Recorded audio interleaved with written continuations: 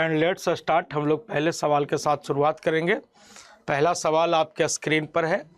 कह रहा है कि त्रिभुज की भुजाओं से समदूरस्थ बिंदु क्या कहलाता है? त्रिभुज की भुजाओं से समदूरस्थ बिंदु क्या कहलाता है? The point equidistance from each side of A triangle is called. त्रिभुज की भुजाओं से समान दूरी पर स्थित बिंदु आपका क्या कहलाता है? ये आपसे पूछा है। त्रिभुज की भुजाओं से समान दूरी पर स्थित बिंदु आपका क्या कहलाता है? ठीक है, तो त्रिभुज की भुजाओं से समान दूरी पर स्थित अगर कोई बिंदु है तो वो आपका क्या कहलाता है? इन सेंटर कहलाता है। वो आपका क्या कहलाता है? इन सेंटर कहलाता है। ठीक है, समान दूरी पर स्थित कोई बिंदु आपका क्या कहलाता है? इन सेंटर कहलाता है। इन सेंटर कहलाता है। ठीक है,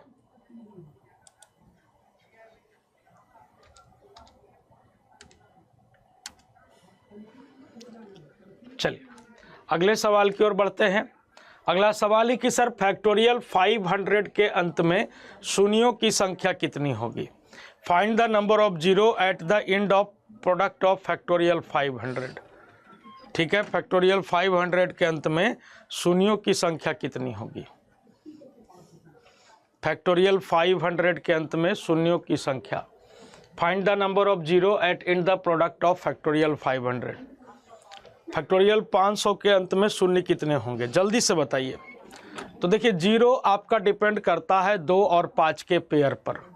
2 और 5 के जितने पेयर होते हैं उतने जीरो का निर्माण होता है। 2 और 5 के जितने पेयर होते हैं उतने जीरो का निर्माण होता है। तो और एक बात और जान जाइए कि सर जब सवाल आपका फैक्टोरियल के रूप में होता है तो 2 की संख्या 5 की अपेक्षा ज़्यादा होती है, तो हम लोग 2 नहीं निकाल के सीधा सीधी डायरेक्टली नंबर ऑफ़ 5 निकालते हैं। डायरेक्टली नंबर ऑफ़ 5 निकालते हैं और वहाँ से डिसीजन लेते हैं कि सर कितने जीरो हो जाएंगे। वहाँ से डिसीजन लेते हैं कि कितने जीरो हो जाएंगे। यानी फैक्टोरियल 500 है तो सीधा सीधी हम लोग क्या करेंगे कि फैक्टोरियल 500 में हम लोग 5 से भागा देंगे। और ये भाग देने की प्रक्रिया तब तक चलती है जब तक जान होता है।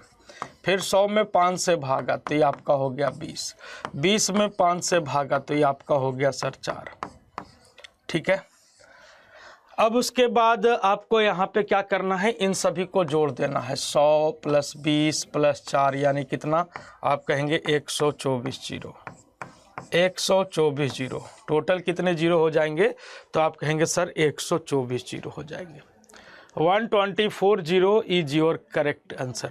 फैक्टोरियल 500 के अंत में कितने जीरो हो जाएंगे? तो 124 जीरो हो जाएंगे। कह रहा है शांत जल में एक नाव की चाल 6 किलोमीटर बराबर है और धारा की चाल 2 किलोमीटर बराबर है। एक आदमी 24 किलोमीटर दूर एक जगह तक जाता है और शुरुआती बिंदु पर वापस आता है। उसके द्वारा लिया गया कुल समय ज्ञात कीजिए कि उसके द्वारा लिया गया कुल समय क्या है। उसके द्वारा लिया गया कुल समय क्या है? ये आपसे पूछा है कि उसके द्वारा लिया गया कुल समय कितना है।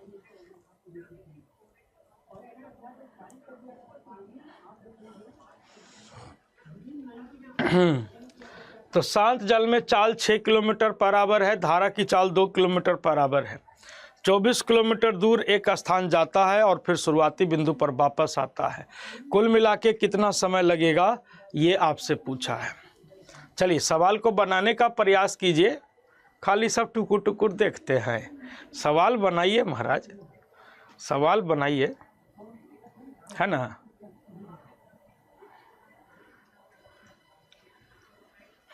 तो देखिए 24 किलोमीटर जाता है और फिर 24 किलोमीटर आता है। शांत जल में नाव की चाल 6 है और धारा की चाल 2 है। तो धारा की दिशा में जो चाल होगा वो क्या हो जाएगा? 6 प्लस का 2। लौटते समय धारा के विपरीत लौटेगा तो 6 माइनस का 2। टोटल समय कितना? तो ये हो जाएगा 24 बट्टा का कितना? तो 8। और ये हो जाएगा 24 बट्टा का कितना? तो 4। तो यहाँ पे हो गया 3 और यहाँ पे हो गया 6। टोटल समय कितना लगेगा? तो आप कहेंगे 9 घंटा। कुल समय कितना हो जाएगा, उसके द्वारा लिया गया कुल समय क्या हो जाएगा, तो आप कहेंगे गुरुजी 9 घंटा हो जाएगा। उसके द्वारा लिया गया कुल समय कितना हो जाएगा, तो आप कहेंगे 9 घंटा हो जाएगा। और 9 घंटा आपके सवाल का उत्तर बन जाएगा। आ गया समझ में? चलिए अगला सवाल है, कह रहा है कि एक घनाभ की लंबाई, चौड़ाई और ऊंचाई का योगफल 25 है। लंबाई, चौड़ाई और ऊंचाई का योगफल 25 है और इसका विकर्ण 15 सेंटीमीटर लंबा है। विकर्ण जो है वो 15 सेंटीमीटर लंबा है। तो घनाभ का कुल क्षेत्रफल आपको ज्ञात करना है कि घनाभ का कुल क्षेत्रफल क्या हो जाएगा। घनाभ का कुल क्षेत्रफल क्या हो जाएगा।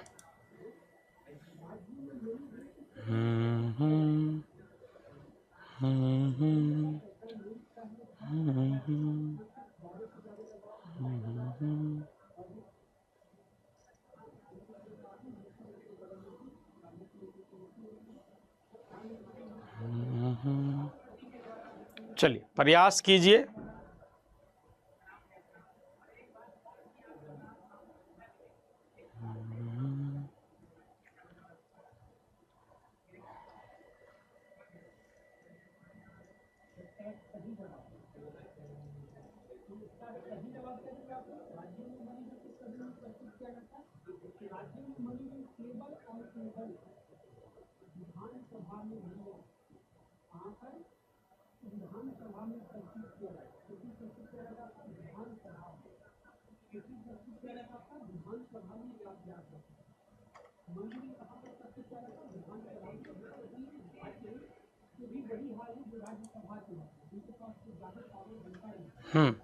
तो लंबाई, चौड़ाई, ऊंचाई का योगफल 25 है। मतलब आपका हो गया कि L + B + H is equal to आपका 25 है। विकर्ण आपका 15 है। मतलब आपका हो गया L² + B² + H² is equal to 15 है। तो यहाँ पे हो जाएगा 15 का स्क्वायर, 15 का स्क्वायर दैट इज 225। अब हम लोग एक फार्मूला लगा देंगे, L + B + H का होल स्क्वायर। इसका होल स्क्वायर का फार्मूला क्या हो जाएगा, L² + B² + H² अब प्लस 2 × LB + BH अब प्लस का LH। अच्छा, हमको निकालना है टोटल सरफेस एरिया। और टोटल सरफेस एरिया मतलब ये वाली पार्ट अपने को निकालना है। And this is total surface area, यही अपने को निकालना है। तो इसके लिए हम लोग क्या करेंगे कि सर ये L + B + H का होल स्क्वायर है, उसमें ये वाला पार्ट को हम माइनस कर देंगे। तो सीधा सीधी अगर देखा जाए तो टोटल सरफेस एरिया आपका क्या हो गया, तो L + B + H का होल स्क्वायर अब माइनस का L² + B² + H²। यहाँ पे देखेंगे L + B + H अपने पास कितना है, 25 है। तो ये 25 का स्क्वायर हो गया अब माइनस का 225। परिणाम कितना हो जाएगा, तो आप कहेंगे 400। तो टोटल सरफेस एरिया आपका क्या हो जाएगा, तो 400 सेंटीमीटर स्क्वायर। 400 सेंटीमीटर स्क्वायर आपका टोटल सरफेस एरिया हो जाएगा। क्या हो जाएगा, तो 400 सेंटीमीटर स्क्वायर। अगला सवाल है कि सर दो लगातार सम संख्याओं का गुणनफल 9408 है। ठीक है, तो सबसे बड़ी सम संख्या ज्ञात करनी है कि सबसे बड़ी सम संख्या क्या होगी। सबसे बड़ी सम संख्या क्या होगी, सबसे बड़ी सम संख्या क्या होगी।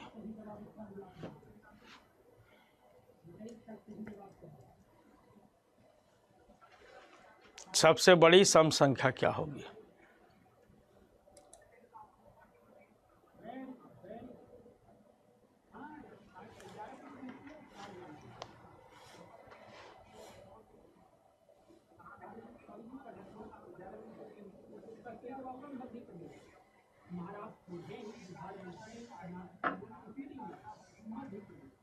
चलिए, सबसे बड़ी सम संख्या आपको निकालनी है।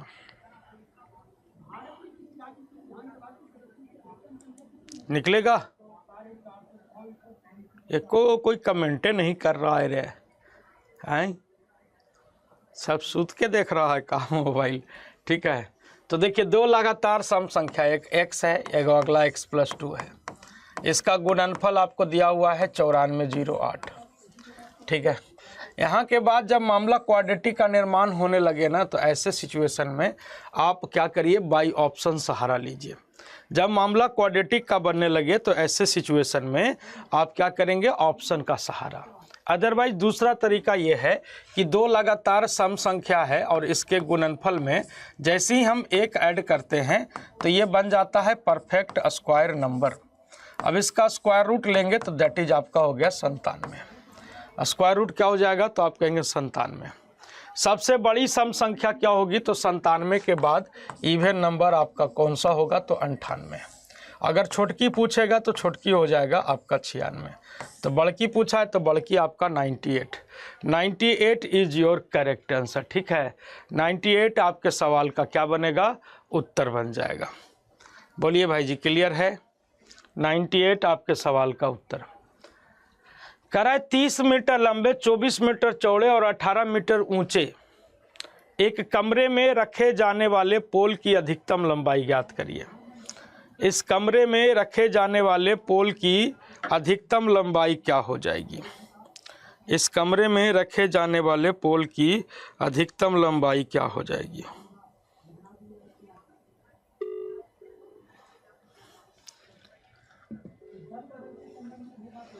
पोल की अधिकतम लंबाई क्या हो जाएगी? 30 मीटर लंबा है, 24 मीटर चौड़ा है, 18 मीटर ऊंचा है। इस खंभे में रखे जाने वाले पोल की अधिकतम लंबाई,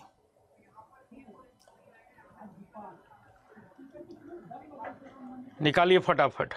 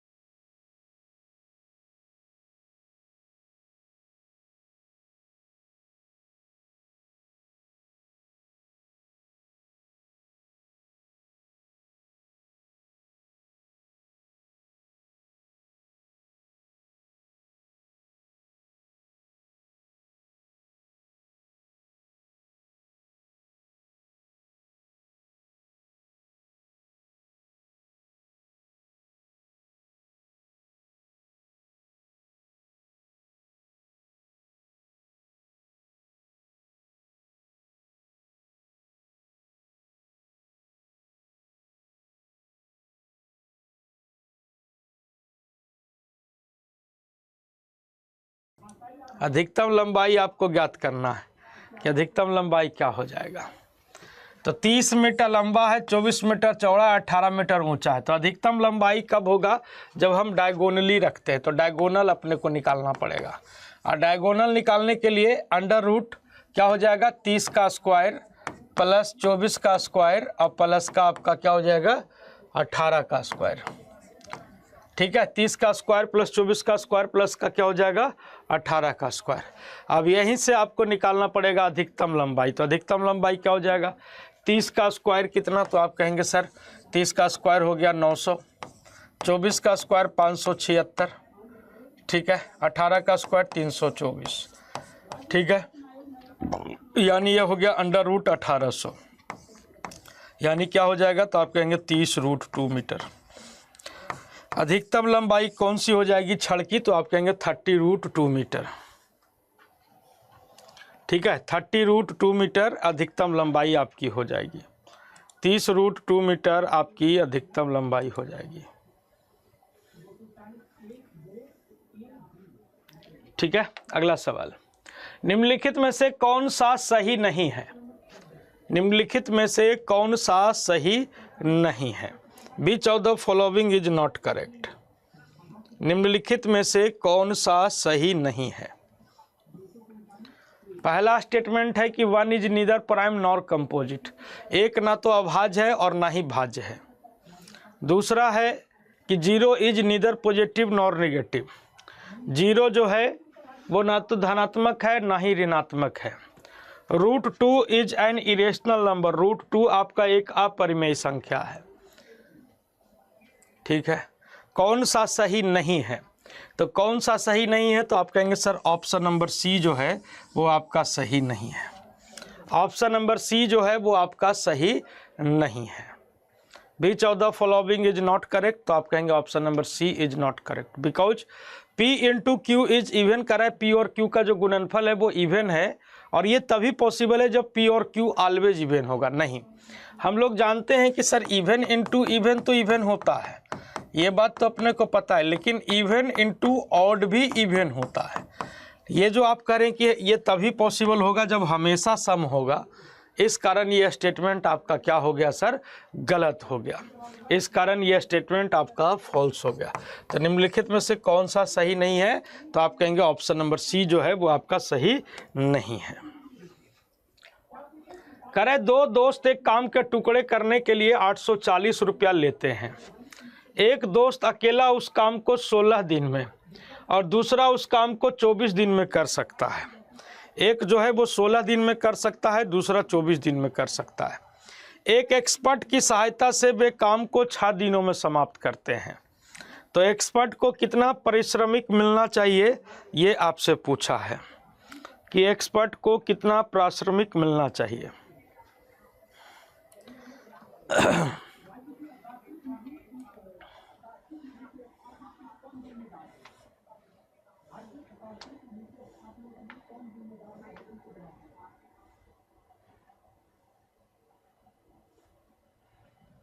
चलिए, तो एक दोस्त ए जो है वो काम को करता है कितने दिनों में? 16 दिनों में।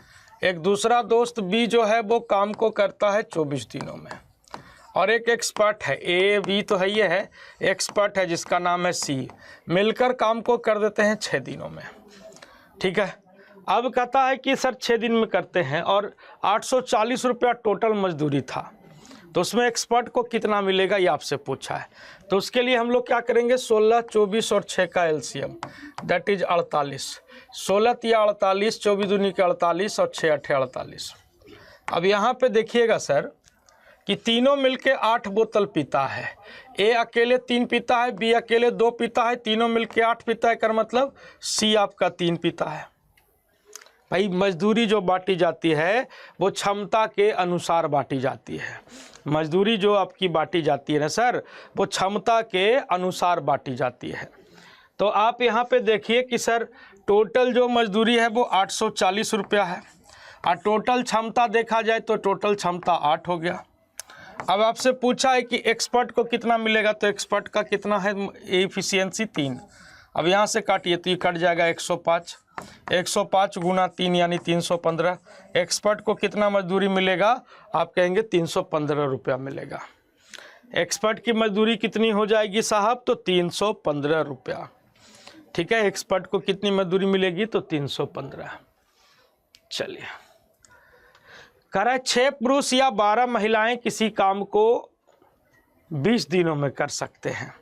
तो 8 पुरुष और 16 महिलाएं उससे दुगना काम कितने दिनों में करेंगे? 8 पुरुष और 16 महिलाएं उससे दुगना काम कितने दिनों में करेंगे? उससे दुगना काम कितने दिनों में करेंगे?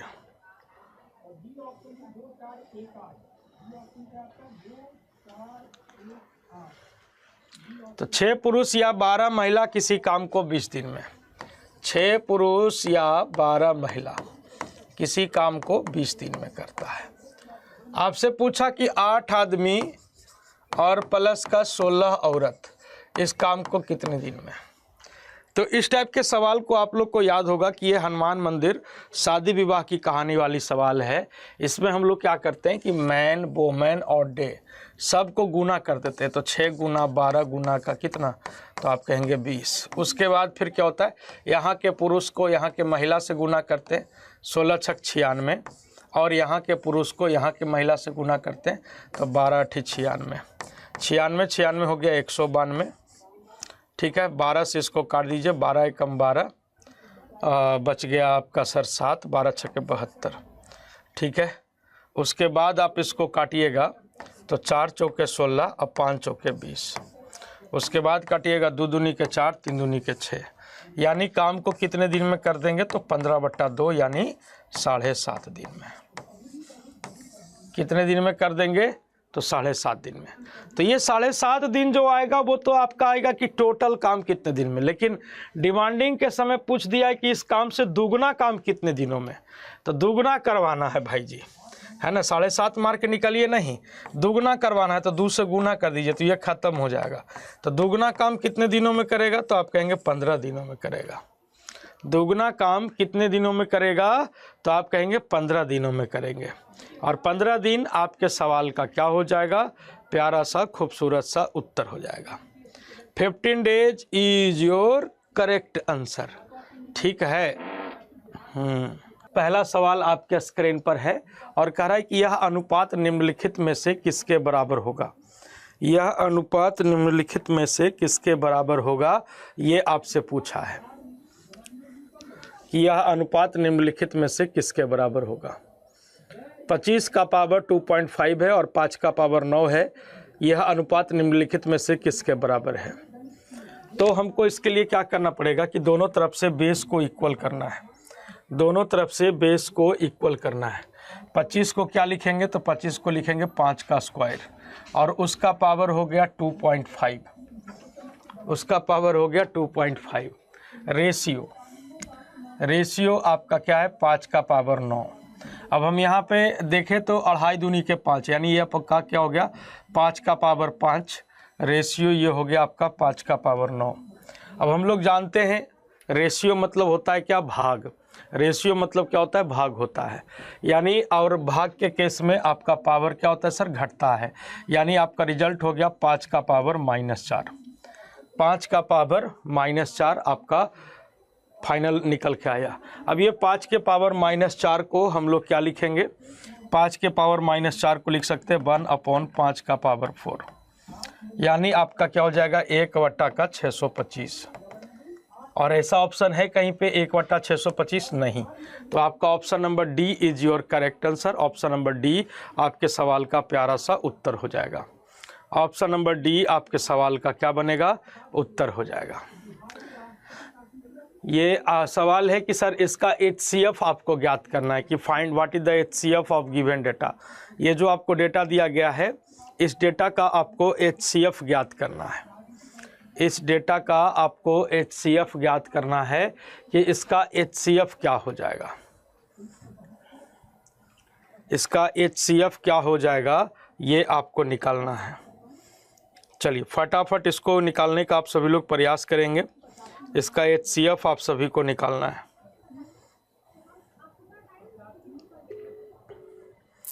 चलिए फटाफट सभी लोग इसका HCF निकालने का प्रयास करेंगे। तो इसके लिए क्या करते हैं हम लोग, ऊपर वाले का HCF तो 4, 6 और 8, ऊपर वाले का मासा तो 4, 6, 8 का मासा कितना हो गया, तो 2। नीचे वाले का लासा 5, 8 और 25, इसका लासा कितना हो जाएगा, तो 200। कैलकुलेट करेंगे तो ये हो जाएगा 1 का कितना, तो 100। 1 का 100 यानी option number B is your correct answer. 1 का 100 यानी ऑप्शन नंबर बी आपके सवाल का क्या बनेगा, उत्तर बनेगा। ऑप्शन नंबर बी आपके सवाल का क्या बनेगा साहब, उत्तर बनेगा।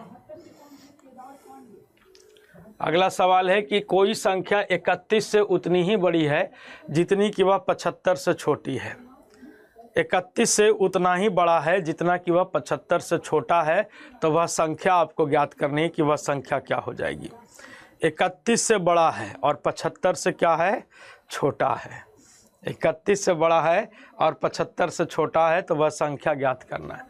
तो देखिए 31 से बड़ा, ठीक है, 31 से बड़ा और 75 से क्या होगा, तो छोटा।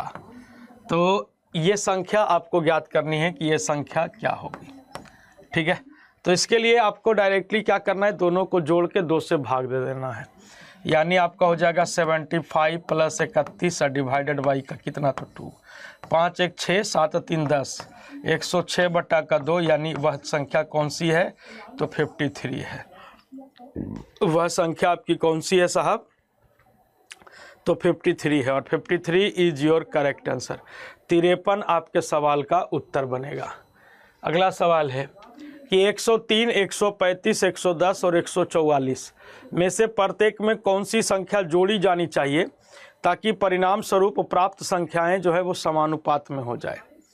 ठीक है, अब यहाँ पे 4 नंबर है, कह रहा है कि इसमें कौन सी संख्या जोड़ी जानी चाहिए, माने कौन सी संख्या जोड़ी जानी चाहिए ताकि प्राप्त संख्याएं जो है वो समानुपात में होनी चाहिए।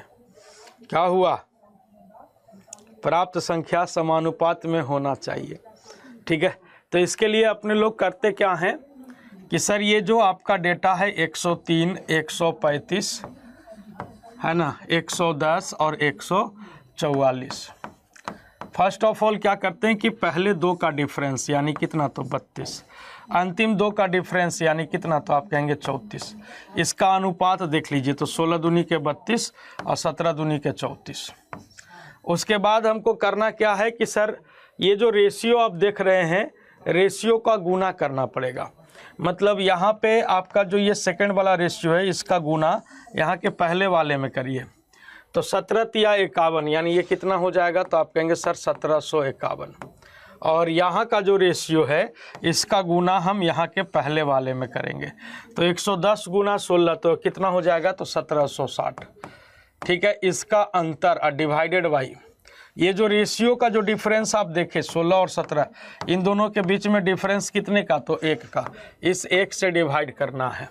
अतः आपका डेटा हो जाएगा 9/1, यानी आपको क्या जोड़ना पड़ेगा, तो 9 ऐड करना पड़ेगा ताकि संख्याएं आपकी क्या होगी, प्रोपोर्शनल बनेगी। कितना ऐड करना पड़ेगा साहब, तो 9 ऐड करना पड़ेगा ताकि संख्याएं आपकी क्या होगी साहब, तो प्रोपोर्शनल हो जाएगी। संख्याएं आपकी क्या बन जाएगी साहब, तो प्रोपोर्शनल बन जाएगी। ठीक है, बात समझ गए, किसी को कोई दिक्कत यहाँ तक में नहीं होना चाहिए। अगला सवाल आपके स्क्रीन पर है कि चीनी की कीमत में 25% की कमी की जाती है, लेकिन कमी के बावजूद चीनी पर आयुष द्वारा किया जाने वाला खर्च 20% बढ़ जाता है। यदि चीनी की मासिक खपत में कितने प्रतिशत का परिवर्तन हुआ है। ठीक है, यानी खपत में क्या परिवर्तन हुआ है ये आपसे पूछ रहा है कि खपत में क्या परिवर्तन हुआ है ये बता दीजिए, खपत में क्या परिवर्तन हुआ ये बता दीजिए, जबकि खर्च जो है वो 20% इंक्रीज किया है, खर्च जो है वो 20% इंक्रीज किया है।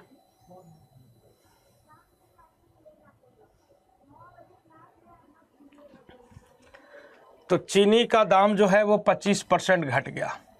25% मतलब होता है 1/4, यानी हम लिखेंगे कि सर पहले चीनी का दाम क्या था, 4 था, और अब चीनी का दाम जो हो गया है वो 1 घट गया, मतलब 3 हो गया।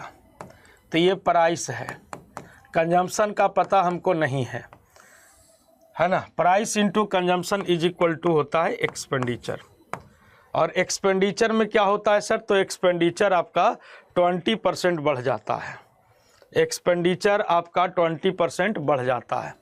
तो 20% बढ़ने का मतलब है कि पहले एक्सपेंडिचर 5 था, अब एक्सपेंडिचर 6 हो गया है। हमको कंजम्पशन का पता लगाना है, तो इसके लिए क्या करना पड़ेगा, हम लोग जानते हैं कि price into consumption is equal to expenditure होता है, और कंजम्पशन निकालना है तो एक्सपेंडिचर में हमको प्राइस से भाग देना पड़ेगा। अगर कंजम्पशन अपने को निकालना है तो एक्सपेंडिचर मतलब एक्सपेंडिचर में प्राइस से भाग देना पड़ेगा। एक्सपेंडिचर आपका 5 है, प्राइस 4 है, इससे भाग देना पड़ेगा। एक्सपेंडिचर 6 है, प्राइस 3 है, इससे भाग देना पड़ेगा। तब हम यहाँ पे देखते हैं तो ये तो आपका कट गया 2, अब ये बट्टा में तो उधर जाएगा गुना में, तो गुना में जाएगा तो 8 हो जाएगा। यानी कंजम्पशन की बात कर ले तो कंजम्पशन पहले 5 था, अब कंजम्पशन 8 हो गया है। कंजम्पशन पहले 5 था, अब कंजम्पशन क्या हो गया है साहब, 8 हो गया है। तो कंजम्पशन कितना बढ़ गया, तो आप कहेंगे सर कंजम्पशन बढ़ गया 3। कितना बढ़ गया, तो 3 कहाँ से, तो 5 से। कितना प्रतिशत, तो इंटू का 100 कैलकुलेट करेंगे तो ये कंजम्पशन कितना बढ़ गया, तो आप कहेंगे सर 60%। कंजम्पशन कितना बढ़ गया है, तो 60% बढ़ गया है, और 60% आपके सवाल का उत्तर बनेगा। कंजम्पशन में क्या परिवर्तन होगा, तो दैट इज 60%। क्लियर है सभी को? हाँ भाई जी क्लियर है, 60% उत्तर आ रहा है सभी लोगों का। अगला सवाल है, कह रहा है कुमार ने एक ही प्रकार के 100 खिलौने खरीदे हैं, ठीक है, और वह 60% खिलौनों को 20% के लाभ पर और 40% खिलौनों को 10% के लाभ पर बेचता है। और कहता है कि यदि सभी खिलौनों को एक मुश्त 12.5% एक समान लाभ पर बेचता है तो उसको 70 रुपया कम प्राप्त होता है। कितना भाई जी? तो 70 रुपया कम प्राप्त होता है। तो प्रत्येक खिलौने का क्रय मूल्य आपको ज्ञात करना है कि प्रत्येक खिलौने का क्रय मूल्य आपका क्या हो जाएगा। प्रत्येक खिलौने का क्रय मूल्य क्या हो जाएगा, ये आपसे पूछा है। प्रत्येक खिलौने का क्रय मूल्य क्या हो जाएगा? ठीक है, बुझे छिए हम, ठीक ना? प्रत्येक खिलौने का क्रय मूल्य क्या हो जाएगा? सही है, ठीक है। 100 खिलौने खरीदा है, 60% खिलौने को वो 20% के लाभ पर बेचता है। 60% कहने का मतलब हो गया 3/5, और इसको वो बेचता है 20% के लाभ पर, 20% के लाभ पर। और बाकी खिलौना यानी 2/5, बाकी आपका 40%, यानी बाकी खिलौने को वो 10% के लाभ पर बेचता है। तो 10% का लाभ, 10% के लाभ पर बेचता है। यहाँ से जब हम इसको कैलकुलेट करेंगे, 5 चौका 20, 4 तिया कितना मिलेगा? 12%। यहाँ पे होगा 5 दूनी के 10, तो 2 दूनी के कितना मिलेगा? 4%। तो ओवरऑल लाभ देखा जाए यहाँ पे तो 16% है। और कह रहा है कि यदि वह सभी खिलौनों को एक मुश्त 12.5% लाभ पर बेचे, ठीक है ना, सभी खिलौनों को एक मुश्त 12.5% लाभ पर बेचता है तो 70 रुपया कम मिलता है। अभी लाभ कितना है? तो 16% का। अगर सबको 12.5% लाभ पर बेचे तो जाहिर सी बात है कि कितना कम मिलेगा? तो आप कहेंगे कि सर 3.5%। सवाल कर रहे कि नहीं 70 रुपया कम मिलता है, हम कह रहे नहीं 3.5% कम मिलता है। आपसे पूछा है कि प्रत्येक खिलौने का क्रय मूल्य, तो सीपी आपका 100%। तो ये तो टोटल खिलौना का दाम निकल के आ जाएगा। हमको प्रत्येक खिलौना चाहिए, तो टोटल खिलौना भी कितना है अपने पास? तो 100% से परसेंट खत्म, 100 से 100 खत्म, 35 दूनी के 70, यानी प्रत्येक खिलौने का दाम कितना? तो आप कहेंगे 20 रुपया। प्रत्येक खिलौने का दाम कितना? तो आप कहेंगे 20 रुपया। प्रत्येक खिलौने का दाम कितना हो जाएगा? तो आप कहेंगे 20 रुपया हो जाएगा। 20 रुपया आपके सवाल का उत्तर बनेगा। कह रहा है 272 का स्क्वायर माइनस 128 का स्क्वायर, और इसका आपको वर्गमूल ज्ञात करना है कि इसका वर्गमूल क्या हो जाएगा। इसका वर्गमूल क्या हो जाएगा, ये आपसे पूछा है कि इसका वर्गमूल क्या हो जाएगा। चलिए, इसका वर्गमूल क्या हो जाएगा। मैथ का बुक कहाँ से लें? मैथ का बुक बाज़ार से ले सकते हैं, ठीक है। ऐसे मैथ के लिए तो आपको आर.एस. अग्रवाल वगैरह पहले बेसिक से मजबूत करना पड़ेगा। आर.एस. अग्रवाल वगैरह ले लीजिए, ठीक है। पटना तरफ से बिलोंग करते हैं तो महेश मिश्रा भी ले सकते हैं आप, ठीक है। चलिए, कह रहा है कि सर इसका वर्गमूल आपको ज्ञात करना है कि इसका वर्गमूल क्या हो जाएगा। तो इसका वर्गमूल निकालने के लिए हम लोग क्या करेंगे? A square minus b square के फॉर्मेट पर है इसका वर्गमूल। तो ये आपका a square minus b square, तो ये आप जानते हैं कि a square minus b square is equal to होता है ए प्लस का बी, और क्या होता है? ए माइनस का बी। तो ए प्लस बी 272 प्लस 128, 8 2 10, 7 2 9 1 0, और 2 1 3 और 1 4, 400। एक बार घटा दीजिए तो 12 में से 8 गया तो 4, 6 में से 2 गया तो 4, और 2 में से 1 गया तो 1। 400 का हो जाएगा 20, 144 का हो जाएगा 12, 12 दूनी के 24, यानी 240। वर्गमूल कितना हो जाएगा? तो आप कहेंगे गुरुजी 240 हो जाएगा। 240 इज योर करेक्ट आंसर। 240 आपके सवाल का उत्तर बनेगा।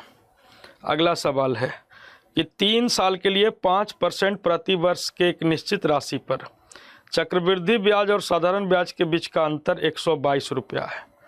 तो आपको प्रिंसिपल का पता लगाना है कि प्रिंसिपल क्या हो जाएगा। 5% पर ईयर के रेट से 3 साल के CI और SI के बीच का अंतर जो है वो आपका 122 है। तो आपसे पूछा है कि प्रिंसिपल क्या होगा। तो देखिए सर, मामला 3 साल का है, ठीक है। 5% की बात कर रहा है, 5% की एक फ्रैक्शन वैल्यू 1/20। अब यहाँ पे देखिए प्रिंसिपल क्या बनेगा। प्रिंसिपल जो हम लोग मानते हैं वो क्या मानते हैं, मामला 3 साल का गया ना, तो ये जो 20 है ये 20 का क्यूब हमारा प्रिंसिपल का रोल निभाता है, 20 का क्यूब 8000। डिफरेंस की बात कर ले तो डिफरेंस कौन क्रिएट करता है, डिफरेंस कौन क्रिएट करता है, तो डिफरेंस क्रिएट करता है ये डिनोमिनेटर को 3 बार गुना करिए और प्लस न्यूमरेटर ऐड कर दीजिए, तो ये डिफरेंस क्रिएट पता चलता है कि डिफरेंस कितने का है, तो 61 का। डिफरेंस कितने का है, तो 61 का। सवाल कहे छे कि डिफरेंस कितने का, तो 122 का। हम कह रहे हैं 61 का निकालना है प्रिंसिपल, प्रिंसिपल कितना, तो 8000। कैलकुलेट करेंगे तो ये आपका हो जाएगा 8 दूनी के 16, 16000 आपका प्रिंसिपल हो जाएगा। 16000 आपके सवाल का उत्तर बनेगा। Option number A is your correct answer. Option number A आपके सवाल का क्या बनेगा, उत्तर हो जाएगा। ठीक है, चलिए ये आपके लेवल पर नहीं है, ये भी छोड़ दीजिए।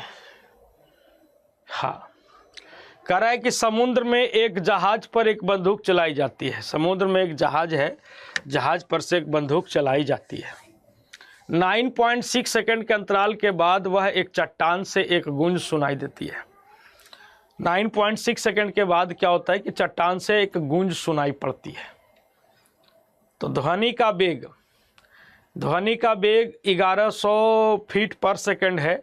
तो जहाज से चट्टान की दूरी ज्ञात करनी है कि जहाज से चट्टान की दूरी क्या हो जाएगी।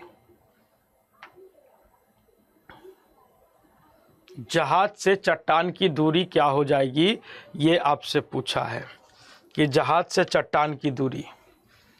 तो देखिए सीधा सीधी है कि सर 1100 फीट पर सेकंड किसका स्पीड है, तो ध्वनि का, साउंड का स्पीड 1100 फीट पर सेकंड है। ठीक है, 9.6 सेकंड के बाद सुनाई पड़ती है। तो 9.6 सेकंड में तय की गई दूरी ज्ञात करनी है, सीधा सीधी। तो 11 छक 66, हाथ में बच गया 9, 11 9 99 और 6 15 105। ठीक है, उस पर डबल जीरो चिपका देंगे, 190 बैठा देंगे। यानी सर आपका जो दूरी हो जाएगा जहाज से चट्टान की दूरी वो 10,560 फीट। 10,560 फीट आपका उत्तर हो जाएगा। 10,560 फीट आपके सवाल का उत्तर बच जाएगा। अब इसको सिंप्लीफाई करना है, इसको सिंप्लीफाई कीजिए और सिंप्लीफाई करके बताइए कि व्हाट इज द उत्तर। इसको सिंप्लीफाई कीजिए और सिंप्लीफाई करके बताइए कि सर उत्तर क्या हो जाएगा। सिंप्लीफाई करके बताइएगा कि व्हाट इज द उत्तर, उत्तर क्या बनेगा।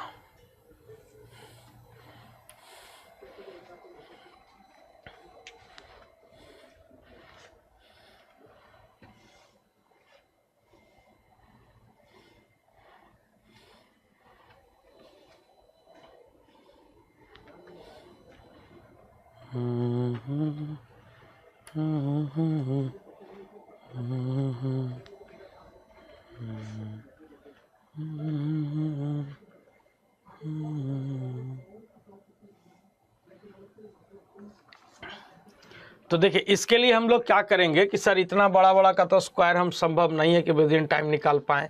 तो हम क्या करेंगे, जो 2017 है ना, इसको हम छोटा कुछ मान लेते हैं, मान लो 1 मान लिए।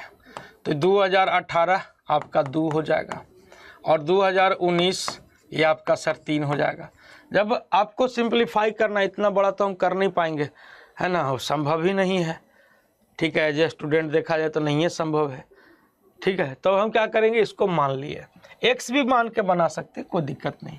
अब 2018 मतलब 2 का स्क्वायर, 2017 मतलब 1 का स्क्वायर, 2019 मतलब 3 का स्क्वायर माइनस का 2। तो 2 का स्क्वायर 4 हो गया, 1 का स्क्वायर 1, 3 का स्क्वायर 9 माइनस का 2। तो ये हो गया 4/9, 1 10 में से 2 गया तो 8। यानी परिणाम कितना, तो आप कहेंगे 1/2। परिणाम कितना हो जाएगा, तो परिणाम आपका हो जाएगा, परिणाम आपका कितना हो जाएगा, तो परिणाम हो जाएगा 1/2। हाँ बोलिए। पटना हाईकोर्ट का जो सिलेबस है वो इंटर लेवल वाला के साथ ही मैप कर दें। क्लास के बाद फ़ोन करते हैं हम। ठीक ठीक ठीक है, तो 1/2। ठीक है, चलिए कह रहा है कि सर इसके अभाज्य कारकों की संख्या ज्ञात कीजिए कि sir find the number of prime divisor of given expression. इसके अभाज्य कारकों की संख्या आपको ज्ञात करनी है। इसके अभाज्य कारकों की संख्या आपको ज्ञात करनी है कि अभाज्य कारकों की संख्या क्या हो जाएगी।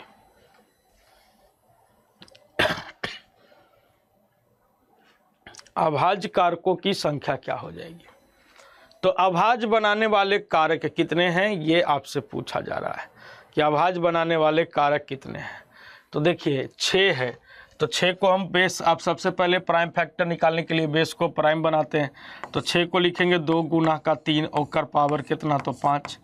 15 को क्या लिखेंगे 3 गुना का 5 ओकर पावर कितना, तो 4। 25 को क्या लिखेंगे 5 गुना का 5 ओकर पावर कितना, तो 7। अब अभाज्य बनाने वाला कारक कौन कौन है भाई, तो कारक में आपका 2 है, 3 है और 5 है। ठीक है, और कोई है जो अभाज्य बना पाएगा, नहीं। तो अभाज्य बनाने वाले कारक कितने हैं, तो आप कहेंगे सर 3 को। अभाज्य बनाने वाले कारक कितने हैं, तो कारक आपके कितने हैं सर, तो 3 हैं। कारक कितने हैं, तो कारक आपके 3 हैं। बात समझ में आ गया कि निम्नलिखित में से कौन सी संख्या अभाज्य है। Which of the following number is prime? निम्नलिखित में से कौन सी संख्या जो है वो आपका अभाज्य है। तो अभाज्य संख्या किसको कहते हैं, जो एक और सेल्फ के अलावा किसी और से ना कटे वो आपका क्या कहलाता है, प्राइम कहलाता है। जो एक और सेल्फ के अलावा किसी और से ना कटे वो आपका क्या होता है श्रीमान, प्राइम होता है। अब हम यहाँ पे देखते हैं तो ये आपका 361, ये आप देख पा रहे हैं कि सर ये 361 जो है वो आपका 19 का स्क्वायर है, 19 गुना 19, मतलब 1 और 361 के अलावा ये 19 से भी कटेगा, तो ये प्राइम नहीं है। उसी तरह से ये देखा जाए तो 11 गुना 11, तो ये भी प्राइम नहीं है।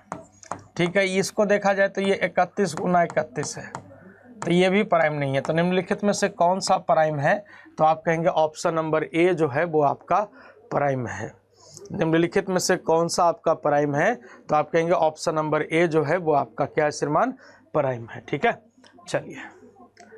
कह रहा है x एक अशून्य परिमेय संख्या है, अशून्य मतलब नॉन जीरो, और y जो है वो आपका एक अपरिमेय संख्या है। y जो है वो आपका इरेशनल नंबर है। तो which of the following option is correct, निम्नलिखित में से कौन सा ऑप्शन जो है वो आपका करेक्ट है। निम्नलिखित में से कौन सा ऑप्शन करेक्ट है। Which of the following option is correct, निम्नलिखित में से कौन सा ऑप्शन आपका करेक्ट है। चलिए बताने का प्रयास करें, ट्राई करें बनाने का, है ना। तो x जो है वो नॉन जीरो रेशनल नंबर है, नॉन जीरो रेशनल है। तो हम लोग जानते हैं मैथमेटिकल ऑपरेशन जो होता है रेशनल और इरेशनल का, कि rational plus irrational, rational plus irrational आपका रिजल्ट इरेशनल होता है। रेशनल माइनस इरेशनल, तो इसका भी रिजल्ट आपका इरेशनल होता है। रेशनल इंटू इरेशनल, इसका भी रिजल्ट आपका इरेशनल होता है। आपसे बोल रहा है कि x प्लस वाई रेशनल होगा, तो रेशनल कभी नहीं होगा। मैथमेटिकल ऑपरेशन रेशनल कभी नहीं होगा। तो आपका कौन सा सही हो जाएगा ऑप्शन, तो option number D is correct. Option number D आपका करेक्ट ऑप्शन हो जाएगा। ऑप्शन नंबर डी जो है वो आपका क्या हो जाएगा श्रीमान, करेक्ट हो जाएगा। ऑप्शन नंबर डी जो है वो आपका क्या बनेगा श्रीमान, करेक्ट बनेगा। चलिए, कह रहा है एक राशि के 36% का, 80% का, 30% 216 है, तो वह राशि कौन सी है, वह राशि कौन सी है। एक राशि के 36% का, 80% का, 30% ये आपके 216 के बराबर है, तो वह राशि आपको ज्ञात करनी है कि वह राशि आपकी कौन सी होगी, वह राशि आपकी कौन सी होगी। चलिए, वह राशि आपकी कौन सी होगी। तो वह राशि हम मान लेते हैं कि वह राशि अपनी x है, जिसका 36% मतलब 36/100 का 80% मतलब 80/100 का 30% मतलब 30/100, ये जो है बराबर है किसके, तो 216 के। आपसे पूछा कि बताइए कि वह राशि कौन सी है। अब इसी को अपने को कैलकुलेट करना है। तो 36 छक्के 216, 6 से 6 पचे 30, 5 से ये 20 चांस में कैंसिल, 20 पचे 100, 20 से 20 चौके 80, 4 से ये 25 चांस में कैंसिल। अतः वह राशि क्या हो जाएगी, 25 गुना 100, ये उधर चला जाएगा, यानी कितना हो जाएगा, तो 2500। यानी वह राशि कौन सी है, तो आप कहेंगे गुरुजी 2500 है। वह राशि कौन सी है, तो वह राशि अपनी कौन सी है, तो सर तो 2500 है। 2500 इज योर करेक्ट आंसर। 2500 आपके सवाल का क्या बनेगा, उत्तर हो जाएगा। बोलिए भैया जी, क्लियर है? 2500 क्लियर है सबको? है कोई दिक्कत आपको यहाँ तक में नहीं होना चाहिए। अगला सवाल है कि एक निश्चित धनराशि के लिए 5% वार्षिक ब्याज के दर से 2 साल का चक्रवृद्धि ब्याज और साधारण ब्याज का अंतर 5 रुपया है। उसी धनराशि पर 5% वार्षिक ब्याज के दर से 3 बरस के लिए चक्रवृद्धि ब्याज और साधारण ब्याज का अंतर ज्ञात करना है।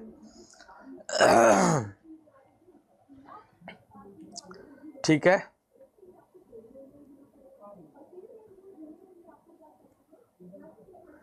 तो 5% के रेट से 2 साल का CI और SI का अंतर 5 है। तो पहले यहाँ से आप प्रिंसिपल डिफाइन कर सकते हैं और फिर 5% के रेट से 3 साल का CI और SI का डिफरेंस निकाल सकते हैं। हाँ डेंजर जी, भर सकते हैं महाराज, भर सकते हैं, काहे नहीं भर सकते हैं, एकदम एलिजिबल है, भरिए।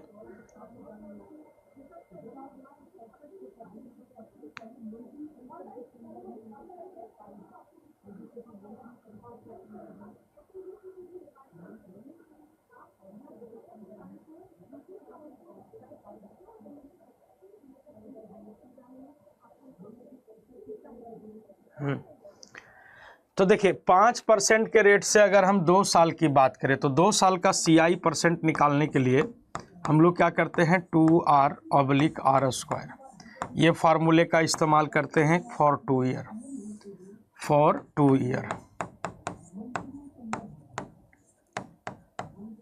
ठीक है, और CI की बात कर ले, CI % 3 साल के लिए, तो 3 साल के लिए हम लोग 3R/R²/RQ, इस फार्मूले का इस्तेमाल हम लोग करते हैं फॉर 3 ईयर, फॉर 3 ईयर। ठीक है, अब हम लोग डायरेक्टली CI आप निकाल के काम कर सकते हैं, डायरेक्टली CI निकाल के काम कर सकते हैं, या फिर प्रिंसिपल पहले निकाल लें उसके बाद खेल लें, प्रिंसिपल पहले निकाल लें उसके बाद खेल लें, एज योर विश, जैसे आप जाना चाहो वैसे जा सकते हो। अगर हम 5% के रेट से 2 साल की अगर हम बात कर लें, तो 2 साल की बात कर ले तो जो CI होगा वो 5 का स्क्वायर 25 और 5 दूनी 10, यानी कितना हो जाएगा, 10.25%। SI की बात कर ले तो SI में सीधा सीधी हम लोग रेट और टाइम को गुना कर देते हैं, और रेट और टाइम का जो गुणनफल होता है वही अपना ब्याज प्रतिशत होता है। तो 5% के रेट से 2 साल का SI 5 दूनी 10%, डिफरेंस कितने का हो गया, तो 0.25% का। ठीक है, 0.25% का यहाँ पे डिफरेंस आ गया। ठीक है, अच्छा वहीं पे हम 3 साल के CI और 3 साल के SI की बात करें तो 3 साल का जो SI होगा, तो SI तो रेट और टाइम को गुना कर देंगे, तो 5% के रेट से 3 साल का SI 5 या 15% हो जाएगा। CI की बात करें तो 5 का क्यूब 125 का 25 लिखेंगे, बच गया 1, 5 का स्क्वायर 25, 25 तिया 75 और 1 कितना हो जाएगा 76, और फिर 5 तिया 15, पीछे से 4 अंक पर डेसिमल। ठीक है, तो यहाँ पे जो डिफरेंस आया वो 0.7625% का आया, इतना % का डिफरेंस आया। अब यही आपको मांगा जा रहा है, यही आपसे मांगा जा रहा है, मिटा दें इसको। अब हम यहीं पे डायरेक्टली खेला खेल जाएंगे कि सर 5% के रेट से 2 साल के CI SI का डिफरेंस 0.25%, सवाल कर रहा है कि नहीं 5 रुपया, सवाल कर रहा है कि 5 रुपये का अंतर है, हम करें नहीं 0.25% का अंतर है। आपसे पूछा है कि उसी प्रिंसिपल पर 5% के रेट से 3 साल के CI और SI का डिफरेंस बताइए। तो 3 साल के CI और SI का डिफरेंस 0.7625%। कितना? तो 0.7625%। अब यहाँ से हम इन चीज़ों को कैलकुलेट करेंगे, कैलकुलेशन फास्ट है, तो आपका आ जाएगा 15.25। कितना आ जाएगा? तो 15.25। Option number A is your correct answer. Option number A आपके सवाल का प्यारा सा उत्तर हो जाएगा। Option number A is your correct answer. बात समझ गए?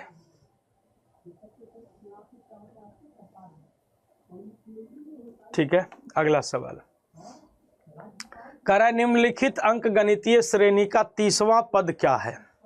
निम्नलिखित अंकगणितीय श्रेणी का 30वां पद क्या है? What is the 30th term of the following arithmetic progression? निम्नलिखित अंकगणितीय श्रेणी का 30वां पद ज्ञात करिए। निम्नलिखित अंकगणितीय श्रेणी का 30वां पद क्या हो जाएगा? इसका 30वां पद क्या हो जाएगा, ये आपसे पूछा है।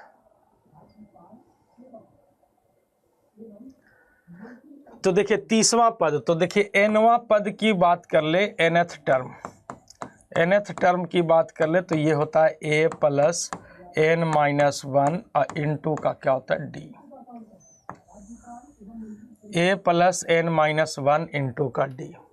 तो a क्या हो गया सर? तो a हो गया पहला पद यानी 4 प्लस n-1 तो 30वां है, तो 30 माइनस 1 यानी 29। और d कितना है? तो 4 से 8 हो गया, 8 से 12, 12 से 16 यानी d आपका 4 है। 29 चौके 16 से 116 और प्लस का 4 यानी कितना हो जाएगा? 120। कितना हो जाएगा? 120। Option number A is your correct answer. 120 is your correct answer, है ना? बहुत अच्छा, 120 आपके सवाल का उत्तर हो जाएगा। चलिए, कह रहा है 12 और 18 का तृतीय अनुपात x है और 7-11 चौथा का चतुर्था अनुपात 7-11-14 का चतुर्था अनुपात y है। Then find the value of ये, इसका मान ज्ञात करना है। ठीक है, तो पहले आपको थर्ड प्रोपोर्शन और फोर्थ प्रोपोर्शन ज्ञात करना है। ज्ञात करने के बाद वैल्यू की पुटिंग करनी है। ज्ञात करने के बाद वैल्यू की पुटिंग करनी है। बात समझ गए?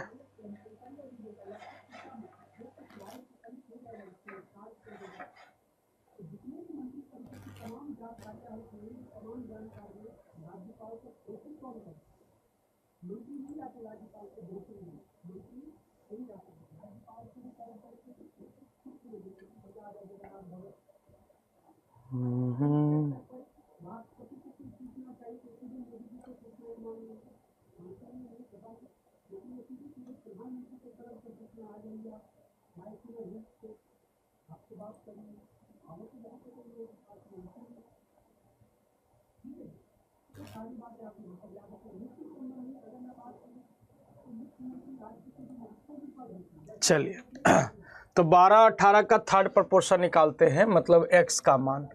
तो थर्ड प्रोपोर्शन बराबर होता है b² a, मतलब 18 गुना 18 बट्टा का a यानी 12। तो 2 छक्के 12 और 3 छक्के 18, 2 से 2 नमा 18, तो 9 तिया का कितना? तो आप कहेंगे सर 27। वहीं पे हम y की बात कर ले, तो y 7-11-14 का फोर्थ प्रोपोर्शन है।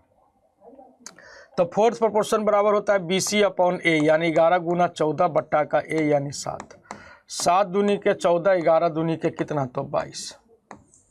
ठीक है, अब आपसे बोला है कि 3y + 2x / 6y - 6x, इसका मान आपको ज्ञात करना है कि इसका मान आपका क्या हो जाएगा।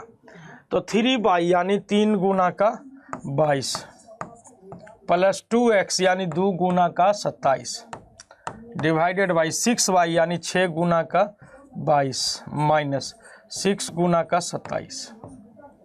अब इसको अपने लोग जोड़ देते हैं, तो 22 तिया 66 और 27 दूनी के 54।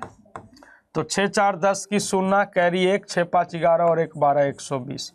इसको घटाइए तो ये हो गया 132 22 छक 32 से, और 27 छक की अगर बात करें तो 7 दूनी 6 6 42 की 2 बच गया 4, और 6 दूनी 12 4 16 162। तो यहाँ पे जो अंतर आ गया वो आ गया -30 का। डिवाइड करेंगे तो परिणाम मिलेगा -4। -4 इज योर करेक्ट आंसर हो जाएगा। -4 आपके सवाल का क्या बनेगा, उत्तर बनेगा। बोलिए क्लियर है? -4 आपके सवाल का क्या बनेगा, उत्तर बनेगा। -4 आपके सवाल का उत्तर बनेगा।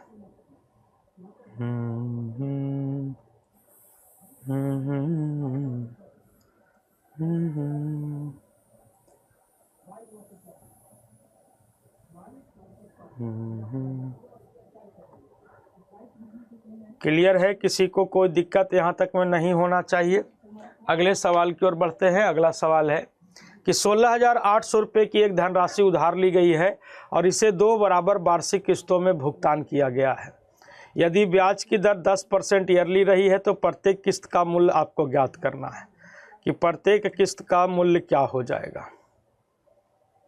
प्रत्येक किस्त का मूल्य क्या हो जाएगा।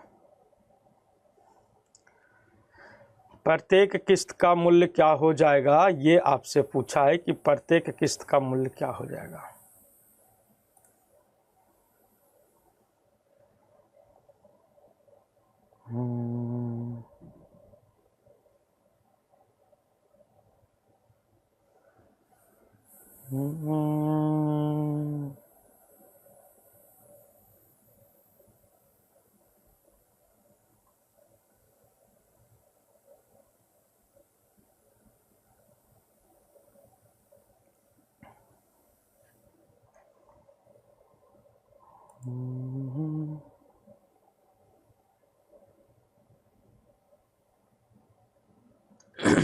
चलिए, तो यहाँ पे रेट ऑफ इंटरेस्ट आपका कितना है, 10%। 10% मतलब 1/10। 1/10 यानी आपका क्या हो गया कि प्रिंसिपल आपका 10 है। 1 रुपये ब्याज के साथ अगर हम एक ही इंस्टॉलमेंट में पेमेंट करना चाहें तो हमको देना पड़ेगा 11। मामला 2 बराबर वार्षिक किस्तों का है, तो अगले साल ये 10 का स्क्वायर हो जाएगा और ये 11 का स्क्वायर, क्योंकि अगले साल टाइम इसमें CI में टाइम क्या चलता है, पावर में चलता है। ठीक है, तो 2 साल है तो आपका पावर 2 हो जाएगा। अब यहाँ पे देखिए कि सर सवाल बोला है कि प्रत्येक इंस्टॉलमेंट बराबर है। यहाँ पे इंस्टॉलमेंट 121, यहाँ पे 11, ये दोनों को बराबर करना पड़ेगा। या तो इसको 11 करे या तो इसको 121 करे। तो इसी को 121 करते हैं तो 11 से गुना करना पड़ेगा। तो चोट तुझे लगती है, दर्द मुझे होता है, 11 से गुना यहाँ पे भी हो गया। तब आपका देखिए कि प्रत्येक EMI 121 का हो गया ईच इंस्टॉलमेंट, और उधार ली गई राशि क्या हो गई, तो 11 दहाई के 110 प्लस 100, यानी उधार ली गई राशि टोटल हो गई 210। बात समझ गए? उधार ली गई राशि हो गई आपकी टोटल 210। उधार ली गई राशि टोटल आपकी हो गई सर 210, और प्रत्येक इंस्टॉलमेंट हो गया 121 का। सवाल कर रहा है कि उधार ली गई राशि 16,800 है और हम कह रहे हैं कि सर 210 है। पूछा प्रत्येक EMI बताइए, तो ये हो गया 121 का। 21 अट्ठे 68 से, और 8 से गुना करेंगे, 8 8 दूनी 16, 8 एकम 8 और 1 9, यानी 9680 आपके सवाल का उत्तर हो जाएगा।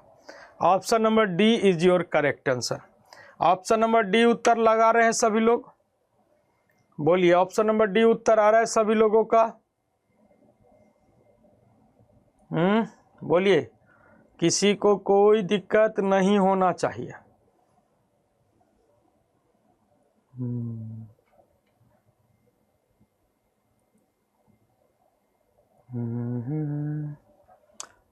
नेक्स्ट सवाल कह रहा है कि एक मूलधन 3 वर्ष में 944 तथा 5 वर्ष में 1040 हो जाता है।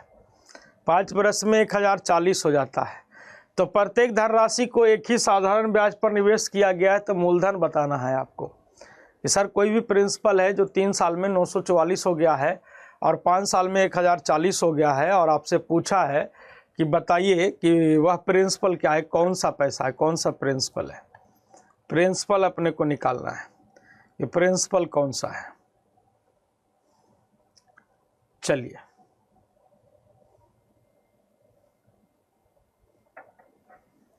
तो यहाँ पे 3 साल में 944 हो गया, 5 साल में 1040 हो गया है। तो देखिएगा 3 साल में आपका कितना हो गया, तो 944, और 5 साल में कितना हो गया, तो 5 साल में हो गया 1040। गैप कितने का है, तो आप कहेंगे 2 साल का। गैप कितने का है, तो 10 में से 4 गया तो 6, 13 में से 4 गया तो 9, 96 का। यानी ये 2 साल का क्या है, तो इंटरेस्ट है। 2 साल का इंटरेस्ट कितना हो गया, तो 96 रुपया। ठीक है ना। एगो लिख रहा है कि सर टकला बस क्वेश्चन कराता है, कंसेप्ट नहीं। ठीक है है ना, बहुत बढ़िया संस्कार हो बाबू। 2 साल में 96 रुपया, तो 1 साल में कितना हो जाएगा, तो 1 साल में हो गया 48 रुपया। तो ये 1 साल का क्या है, तो इंटरेस्ट है। 1 साल का इंटरेस्ट 48 रुपया। यहाँ से अपने लोग 3 साल का इंटरेस्ट निकालेंगे, तो 3 साल का इंटरेस्ट क्या हो जाएगा, 3 साल का। तो आप देखिए 1 साल का इंटरेस्ट 48 है, तो 3 साल का इंटरेस्ट हो जाएगा 48 गुना का 3 यानी 144 रुपया। अब ये जो देखिए 3 साल में जो अपना पैसा 944 हुआ है, इसमें हम लोग क्या करते हैं कि 3 साल का इंटरेस्ट घटा देते हैं। इसमें हम लोग 3 साल का क्या करते हैं, इंटरेस्ट घटा देते हैं। तो 3 साल में हमारा पैसा हो गया 944, उसमें से 3 साल का इंटरेस्ट यानी 144 माइनस कर दीजिए, दैट इज कितना, तो आप कहेंगे 800। दैट इज कितना, तो आप कहेंगे 800। यानी प्रिंसिपल कितना है, तो प्रिंसिपल आपका 800 है। प्रिंसिपल कितना है, तो प्रिंसिपल अपना 800 है। 800 आपके सवाल का उत्तर हो जाएगा। ठीक है। तो पहला सवाल है कि सर 2 वर्गों के क्षेत्रफल का अनुपात 289:256 है, तो इसके विकर्ण का अनुपात क्या होगा। इसके विकर्ण का अनुपात क्या होगा। तो देखिए वर्ग का क्षेत्रफल क्या होता है, भुजा स्क्वायर। यानी आप कहिए तो ए स्क्वायर रेशियो, एगो दूसर का वर्ग है उसका A1 कर देते हैं, उसका square is equal to 289 ratio का क्या है, 256 है। अगर हम भुजा निकालने का प्रयास करें A रेशियो A1 का, तो ये आपका इधर स्क्वायर है तो उधर जाएगा वर्गमूल, यानी कितना हो जाएगा 17 रेशियो का 16। अब अपने को तो निकालना है विकर्ण का अनुपात, कि विकर्ण का अनुपात क्या होगा। तो विकर्ण का अनुपात मतलब आपका हो गया A√2 रेशियो आपका हो गया A1√2। तो ये आपका हो जाएगा सर 17√2 रेशियो आपका क्या हो जाएगा 16√2। तो √2 कैंसिल, तो 17 रेशियो 16 आपके सवाल का प्यारा सा खूबसूरत सा उत्तर हो जाएगा। ठीक है, 17 रेशियो 16 सबका आ रहा है उत्तर। 17 रेशियो 16 उत्तर आ रहा है सबका जी। हाँ भाई जी, 17 रेशियो 16 आ रहा है। बहुत अच्छा, चलिए अगला सवाल की ओर बढ़ते हैं। अगला सवाल कह रहा है एक बेईमान कपड़ा व्यापारी कपड़ों को क्रय मूल्य पर बेचता है। कहता है कि जैसे खरीदे हैं वैसे ही हम क्या करेंगे, बेचेंगे, वादा करते हैं हम आपसे। ठीक है, और लेकिन गलत पैमाने का प्रयोग करके 1 मीटर के स्थान पर 80 सेंटीमीटर का नाप करता है। 1 मीटर का पैसा लेता है और देता आपको 80 सेंटीमीटर है। तो उसका लाभ प्रतिशत ज्ञात करिए कि उसका लाभ प्रतिशत क्या हो जाएगा। फाइंड हिज प्रॉफिट परसेंट, है ना, उसका लाभ प्रतिशत क्या होगा।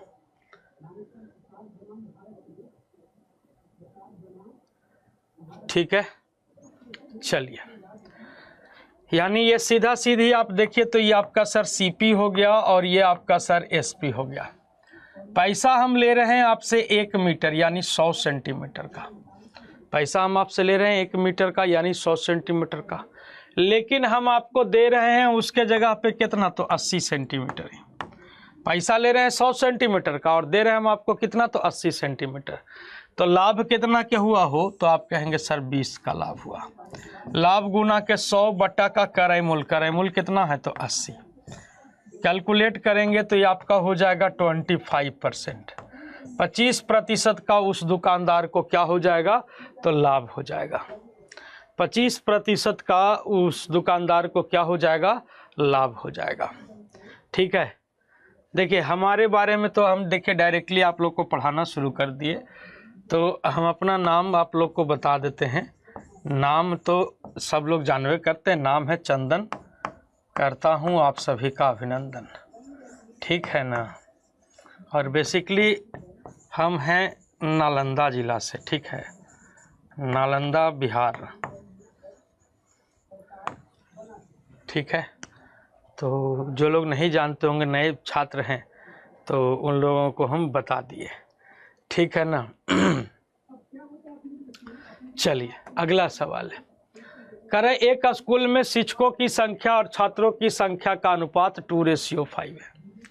किसी विशेष दिन 15% शिक्षक और 20% छात्र अनुपस्थित थे, तो उन सभी शिक्षकों और छात्रों का प्रतिशत ज्ञात कीजिए जो उस दिन लगभग उपस्थित थे। जो उस दिन लगभग उपस्थित थे, ये आपसे पूछा है। तंजीम आलम जी फिलहाल पढ़िए ना, अभी तुरंत आप लोग को ये होने लगा, अभी क्लास चलने तो दीजिए।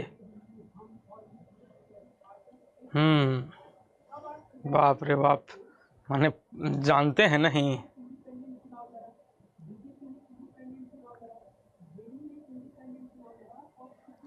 सर मेरा एग्ज़ाम पास नहीं हुआ, जीप का अब हम क्या करें? जीप का मतलब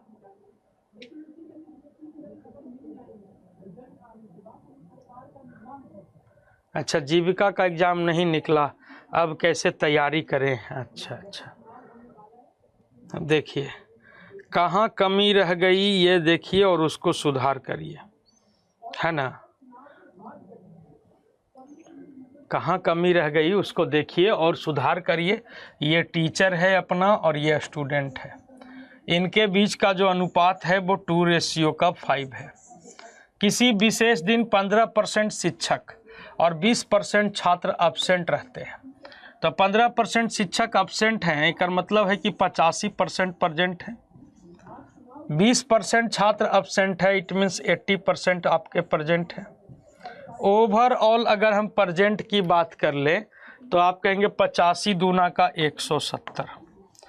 ठीक है, और 80 पचे का 400, 400 और 170 टोटल हो गए 570।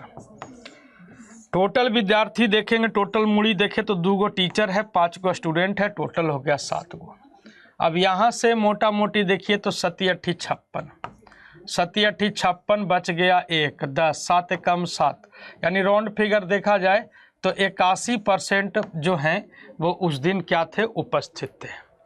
81% उस दिन उपस्थित थे। ठीक है ना।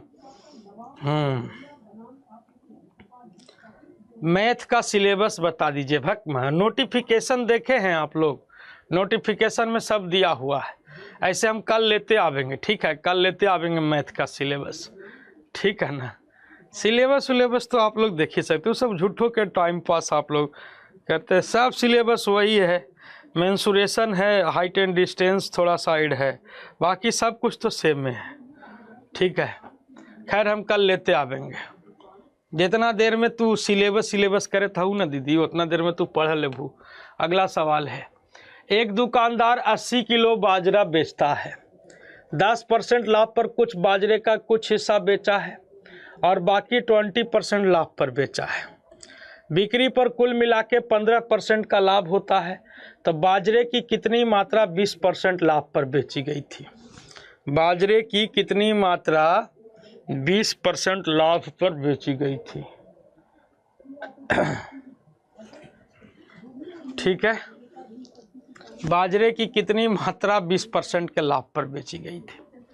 तो देखिए 80 किलो बाजरा है, इसका कुछ हिस्सा 10% के लाभ पर बेचा गया है और कुछ हिस्सा 20% लाभ पर बेचा गया है। ओवरऑल पूरे सौदे में 15% का लाभ है। ओवरऑल पूरे सौदे में 15% का लाभ है। यहाँ से यहाँ का अंतर हम लोग यहाँ रखेंगे और यहाँ से यहाँ का अंतर हम लोग यहाँ रखेंगे। तो यहाँ पे अनुपात बनाइएगा तो अनुपात आपका हो जाएगा 1:1 का। अनुपात क्या हो जाएगा? 1:1 का। यानी 10% लाभ पर भी एक झोला बाजरा बेचा गया है, 20% लाभ पे भी एक झोला बेचा गया है। टोटल बेचा गया है 80 किलो। हम कह रहे हैं कि टोटल बेचा गया है 2 झोला। पूछा है 20% लाभ पर कितना बेचा गया, तो 20% लाभ पर बेचा गया 1 झोला। कैलकुलेट करेंगे तो ये आपका हो जाएगा 40 किलो। 20% लाभ पर कितना बाजरा बेचा गया है भैया जी, तो 40 किलो। ठीक है ना, 40 किलो। 40 किलो आपके सवाल का उत्तर हो जाएगा। अगला सवाल है, कह रहा है कि एक गाय को 35 मीटर लंबे और 20 मीटर चौड़े आयताकार घास के मैदान में 7 मीटर लंबी रस्सी के साथ एक खूंटी पर बांधा जाता है, तो गाय किस क्षेत्र में चरती है। अब यहाँ पे देखिए, हिंदी देखने के बाद पता ही नहीं चल रहा है कि गाय को बांधा कहाँ पे गया है, तो अंग्रेजी पढ़ेंगे। A cow is threaded to a peg with the 7 meter long rope at the corner of a 35। Corner मतलब कोना पर बांधा गया है। कहाँ पे बांधा गया है, कोना पे बांधा गया है। तो आपसे पूछा है कि गाय कौन सा एरिया चर सकती है, गाय जो है वो कौन सा एरिया चर सकती है, ये आपसे पूछा है। तो सबसे पहले तो हम एक आयताकार मैदान हम ड्रा कर देते हैं। लीजिए, ये इसकी लंबाई आपकी 35 है, चौड़ाई आपकी क्या है, तो 20 है। यहाँ पे मान लो गाय बांधा गया है, गाय के रस्सी की लंबाई 7 है, तो गाय कैसे चलेगा, तो ऐसे ही वृत्ताकार घूमेगा, है ना, वृत्ताकार घूमेगा। तो ये पार्ट को गाय आपका क्या हो जाएगा, चर जाएगा। इस पार्ट को गाय आपका खा जाएगा। तो वही आपसे पूछा है कि कौन सा पार्ट जो है वो गाय खा जाएगा। तो इसके लिए आपका ये क्या हो गया सर, ये हो गया सेक्टर का area, area of sector. Area of sector की बात कर लें कि एरिया ऑफ सेक्टर है ना, त्रिज्यखंड का एरिया क्या होता है, θ/360 है ना। फार्मूला पता है तो ठीक, नहीं पता है तो लिखते जाइएगा। θ/360 इंटू πr²। तो थीटा, अब यहाँ पे देखिए ये आयत है, आयत है तो आयत का प्रत्येक कोण कितना डिग्री का होता है, 90 डिग्री का।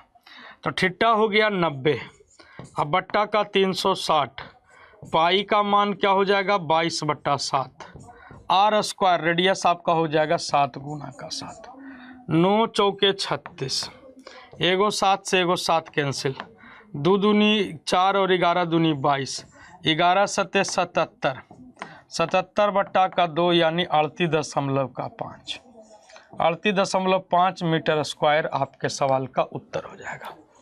गाय कौन से एरिया को चरेगी, तो 38.5 मीटर स्क्वायर एरिया को क्या हो जाएगी, गाय चरेगी सर। 38.5 मीटर स्क्वायर एरिया को गाय क्या होगी सर, चरेगी, है ना। अगला सवाल है, कह रहा है कि कमरे का फर्श 7 मीटर लंबा और 4 मीटर चौड़ा है, इसके लिए 10 सेंटीमीटर लंबा और 7 सेंटीमीटर चौड़ा कितने पत्थर की आवश्यकता होगी। 10 सेंटीमीटर लंबा और 7 सेंटीमीटर चौड़ा कितने पत्थर की आवश्यकता होगी, ये आपसे पूछा है। कितने पत्थर की आवश्यकता होगी। चलिए फटाफट आप लोग कमेंट करके बताइए कितना पत्थर का आवश्यकता होगा। फटाफट आप लोग कमेंट करके बताइए कितना पत्थर का आवश्यकता होगा। तो देखिए सर, दोनों तरफ से एरिया को इक्वल करना पड़ेगा। तो सबसे पहले देखिए कि 7 मीटर लंबा फर्श है तो मीटर को बदल दीजिए सेंटीमीटर में, 4 मीटर चौड़ा है तो मीटर को बदल दीजिए सेंटीमीटर में। काहे सर, काहे कि सर जो पत्थर हम लगाएंगे, पत्थर जो का जो डायमेंशन है वो सेंटीमीटर में है, तो अपने एरिया को भी हमको सेंटीमीटर में लाना पड़ेगा, मतलब बिरादरी मैच कराना पड़ेगा। अगर बिरादरी मैच नहीं होगा तो लड़ाई हो जाएगा, ठीक है ना। तो हमारा जो पत्थर है, पत्थर 10 सेंटीमीटर लंबा है, 7 सेंटीमीटर चौड़ा है, तो कितना पत्थर लगेगा, नक शून्य कैंसिल, 7 से 7 कैंसिल, 400 गुना 10 यानी कितने पत्थर की आवश्यकता पड़ेगी, तो आप कहेंगे गुरुजी 4000 पत्थर की आवश्यकता पड़ेगी। कितने पत्थरों की आवश्यकता होगी? तो 4000 पत्थरों की आवश्यकता होगी। ठीक है, अगला सवाल है 9 सेंटीमीटर और 8 सेंटीमीटर त्रिज्या के दो वृत्त बाह्य रूप से स्पर्श करते हैं, मतलब एक्सटर्नली टच करते हैं। तो कहता है दोनों केंद्रों के बीच की दूरी ज्ञात कीजिए। टच मी है, ठीक है, और कह रहा है ना कि दोनों केंद्रों के बीच की दूरी क्या होगी। तो देखिए कि सर दो सर्कल है, ठीक है, एक का रेडियस 9 है और एक का रेडियस 8 है। ये दोनों एक दूसरे को बाहर से टच कर रहा है, बाहर से टच करो, हाँ ऐसे टच कर रहा है। एक का रेडियस कितना है तो 9 और एक का रेडियस कितना है तो 8, बाहर से टच कर रहा है। पूछा है कि दोनों के केंद्रों के बीच की दूरी, तो लैब लैया करा कि जोड़ दो और कोची यहाँ से लेके यहाँ तक के जोड़े लाए, तो 9 और 8 कितना हो गया? आप कहेंगे गुरुजी 17 सेंटीमीटर। दोनों केंद्रों के बीच की दूरी कितनी हो गई? तो आप कहेंगे गुरुजी 17 सेंटीमीटर हो गई। 17 centimetre is your correct answer. करा एक कार 1 मिनट में 49 बिजली के खंभे को पार करती है और दो लगातार खंभों के बीच की दूरी 50 मीटर है। दो लगातार खंभों के बीच की दूरी 50 मीटर है। तो आपसे कह रहा है कि कार की चाल किलोमीटर पर आवर में बताइए। कार की चाल किलोमीटर पर आवर में बताइए कि कार की चाल किलोमीटर पर आवर में क्या है?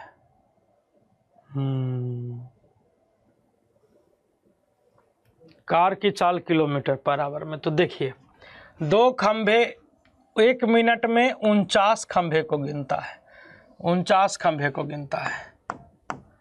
अगर हम 2 खंभा गिनेंगे तो 1 गैप, 3 खंभा गिनेंगे 2 गैप, 4 खंभा गिनेंगे तो 3 गैप।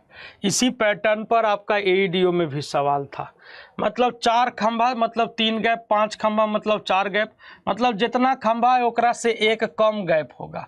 तो 49 खंभा है, मतलब टोटल कितना गैप? तो 48 गैप। एक गैप कितने मीटर का? तो 50 मीटर का। तो ये हो गया टोटल डिस्टेंस 48 गुना 50। ठीक है, कितना मिनट में पार किया? 1 मिनट। मिनट को बदल दीजिए सेकंड में। अब इसको किलोमीटर पर आवर में लाना है, मतलब 18/5 से गुना करिए। किलोमीटर पर आवर में लाना है मतलब 18/5 से गुना करिए। 5 से 5 दाहें के 50, 10 से 10 छक्के 60, 6 से 6 तिया 18, 48 तिया कितना? तो आप कहेंगे 144। 144 kilometre per hour 144 kilometre per hour है ना, आपके सवाल का उत्तर हो जाएगा।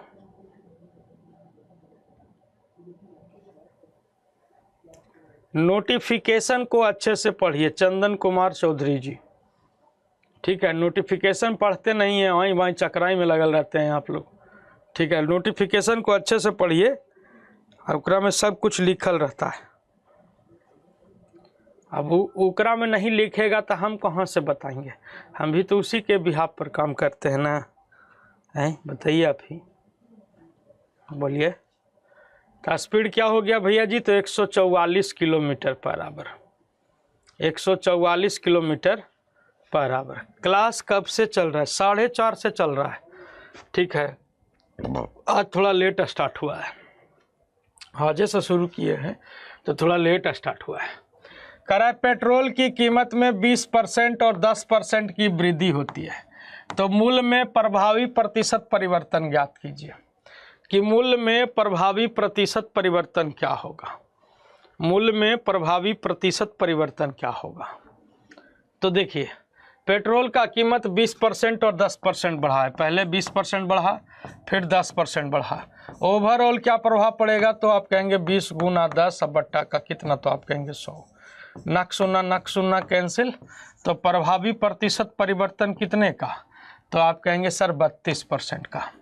इसके लिए फार्मूला क्या होता है? Plus minus x plus minus y और plus minus x into y बट्टा का 100। प्रभावी प्रतिशत परिवर्तन यही होता है ना, net percent change is equal to, ये फॉर्मूले का हम लोग प्रयोग करते हैं। ठीक है ना, 28 नहीं होगा, है ना, 32 होगा भैया। ठीक, अगला सवाल, एक व्यक्ति ए से बी तक 40 किलोमीटर पर आवर के स्पीड से यात्रा करता है और अपनी गति में 50% वृद्धि करके वापस लौटता है। दोनों यात्राओं के लिए उसकी औसत गति क्या है? दोनों यात्राओं के लिए उसकी औसत गति क्या है? दोनों यात्राओं के लिए उसकी औसत गति क्या है? दोनों यात्राओं के लिए उसकी औसत गति क्या है? दोनों यात्राओं के लिए उसकी औसत गति क्या है?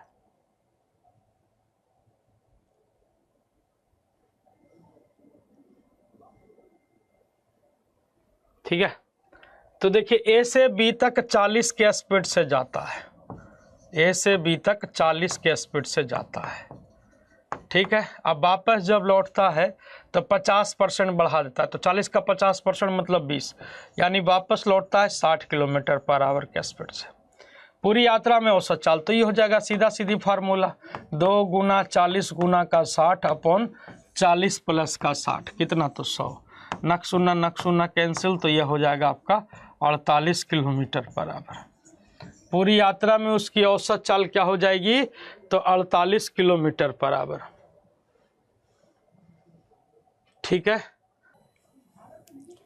7 मनकों को कितने प्रकार से एक हार में बांधा जा सकता है, ये आपसे पूछा जा रहा है।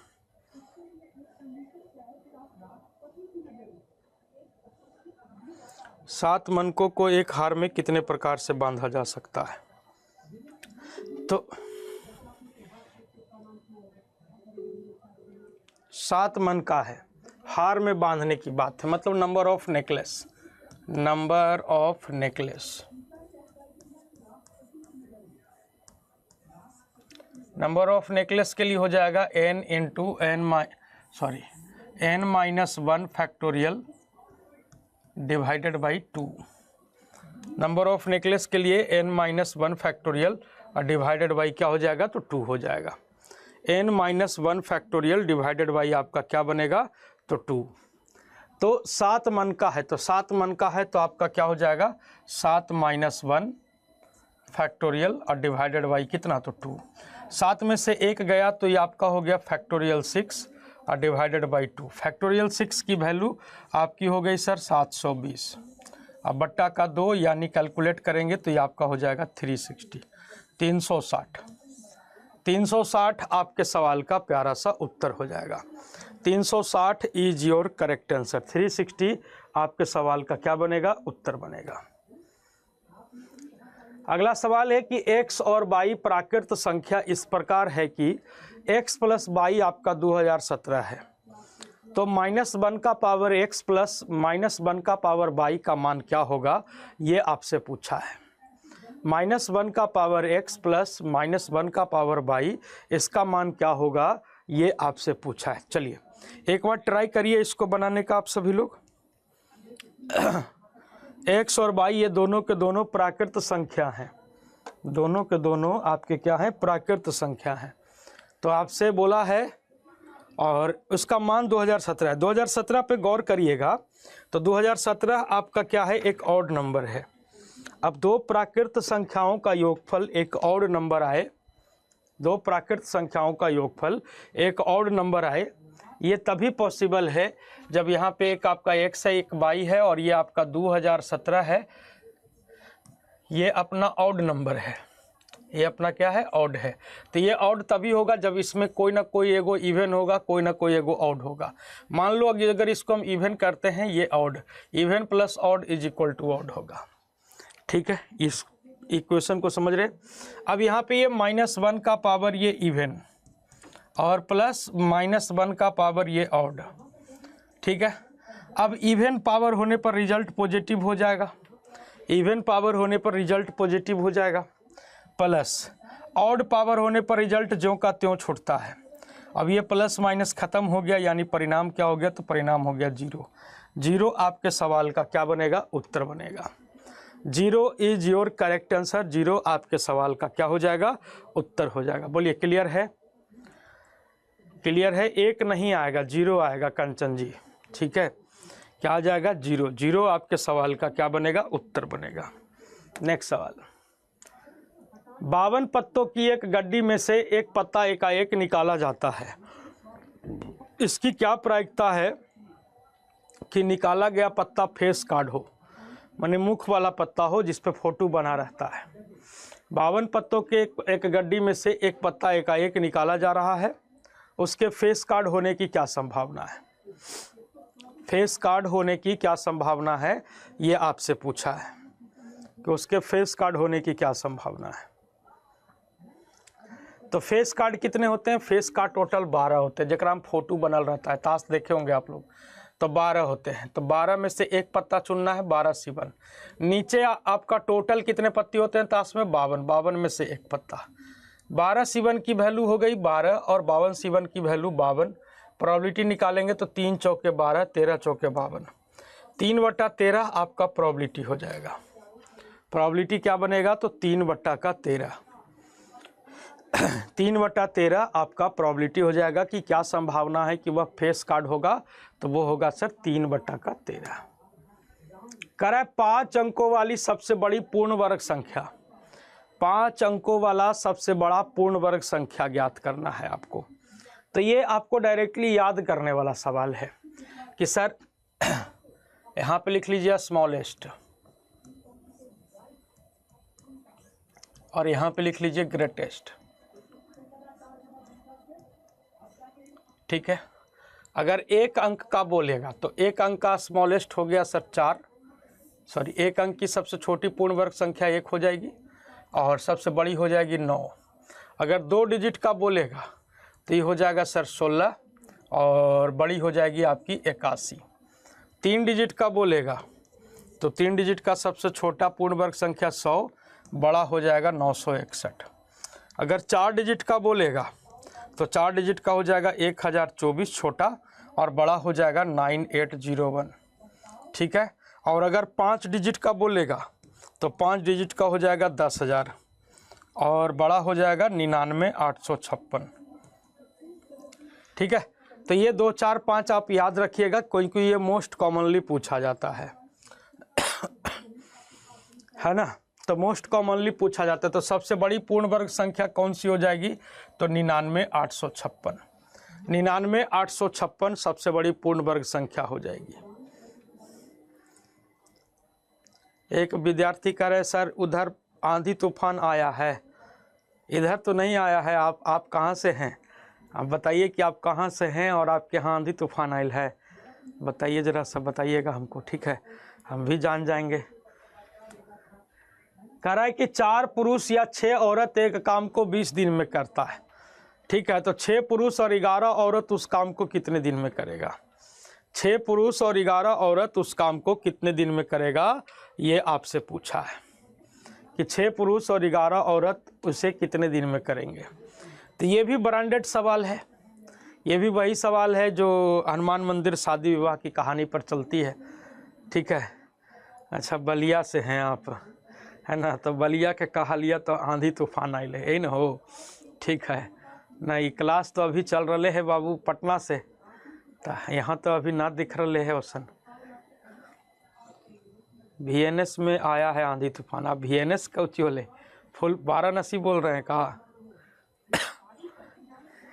इतना शॉर्टकट चले लगले आजकल की, हम कहा कहियो भाई। हाँ तो कर ले कि 4 पुरुष या 6 महिला किसी काम को 20 दिन में करता है।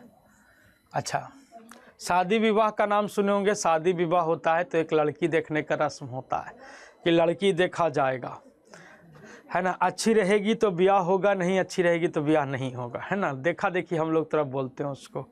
जैसे पटना का हनुमान मंदिर फिक्स हो गया कि यहाँ पे लड़की देखा जाएगा। 2nd फ्लोर बुकिंग हो गया कि 2nd फ्लोर लड़की देखा जाएगा, ठीक है। तो लड़की वाले पक्ष पहले पहुँचते हैं क्योंकि उनको सारा अरेंजमेंट करना होता है। तो कौन कौन आया, 4 पुरुष 6 महिला और ये जो 20 दिन है वो अगुआ है अब होता क्या है कि जब तक लड़के वाले पक्ष नहीं आते हैं ये लोग आपस में बड़े घुले मिले रहते हैं। कैसे? तो 4 गुना 6 गुना का कितना, तो 20। अगुआ भी घुला मिला रहता है, जब तक लड़का वाला पक्ष नहीं आया अगुआ भी इधरे बनल रहता है। अब इंतजार किसका रहता है? लड़के वाले का, कि जैसे ही लड़का वाला आएगा, तो ये हनुमान मंदिर है, इमेजिन करिए 2nd फ्लोर, ठीक है। जैसे ही नीचे से लड़का वाला आया, कौन? तो 6 पुरुष और 11 महिला। जैसे ही नीचे से लड़का वाला आता है, देखो लड़की देखना एक बहाना होता है। जैसे ही नीचे से लड़का वाला आया, यहाँ का पुरुष यहाँ के महिला को ताका। अब 4 पुरुष 11 महिला को ताकेगा, 11 चौका कितना, तो आप कहेंगे 44। 11 चौका कितना, तो 44। अब यहाँ का पुरुष अपनी बीवी को नहीं समझाता है, कहता है खून का बदला खून और बीवी का बदला बीवी। 6 पुरुष 6 महिला को ताकता है। 6 छक्के कितना, तो आप कहेंगे सर 36। 44 और 36 कितना हो गया, 80। 20 चौके 80, बुढ़वा मारलक हंसी, बुढ़िया लगेलक झोर। कहानी फिनिश हो गया कितना दिन में, तो 6 दिन में। कहानी फिनिश हो गया कितने दिन में, तो 6 दिन में। यानी आपको इस काम को करने में 6 पुरुष और 11 महिला को कितना दिन लगेगा, तो 6 दिन का समय लगेगा। 6 days is your correct answer. 6 days आपके सवाल का प्यारा सा खूबसूरत सा उत्तर हो जाएगा। ठीक है, अगला सवाल है, करें ऐसी संख्याओं के कितने जोड़े होंगे जिनका HCF 16 है तथा LCM 136 है। ऐसे संख्याओं के कितने जोड़े पॉसिबल हैं जिनका HCF 16 है तथा LCM 136 है। LCM 136 है। ऐसे संख्याओं के कितने जोड़े पॉसिबल हैं? ऐसे संख्याओं के कितने जोड़े पॉसिबल हैं? ऐसी संख्याओं के कितने जोड़े? अब बाहर निकलेंगे तो पता चलेगा शिवम भाई। कह रहे कंकड़बाग में है आंधी सर, हैं? अब बाहर निकलेंगे तो पता चलेगा। हम फिलहाल पिछले 3 घंटा से स्टूडियो में ही हैं। ठीक है, तो इसलिए ये तो साउंड प्रूफ रहता है ना, तक में पता नहीं चलता है। अब कोई टीम वाला रहता तो बता देता कि बाहर आंधी ऊंधी चल रहा है ना। तो अभी अंदर में बाहर जाएंगे तो पता चलेगा। 5 बजे क्लास छूटेगी तब बाहर जाते हैं। ऐसे संख्याओं के कितने जोड़े होंगे जिसका HCF 16 है और LCM 136 है। तो LCM और HCF में एक रिलेशन होता है। LCM और LCM जो होता है वो HCF से एग्जैक्टली डिविजिबल होता है।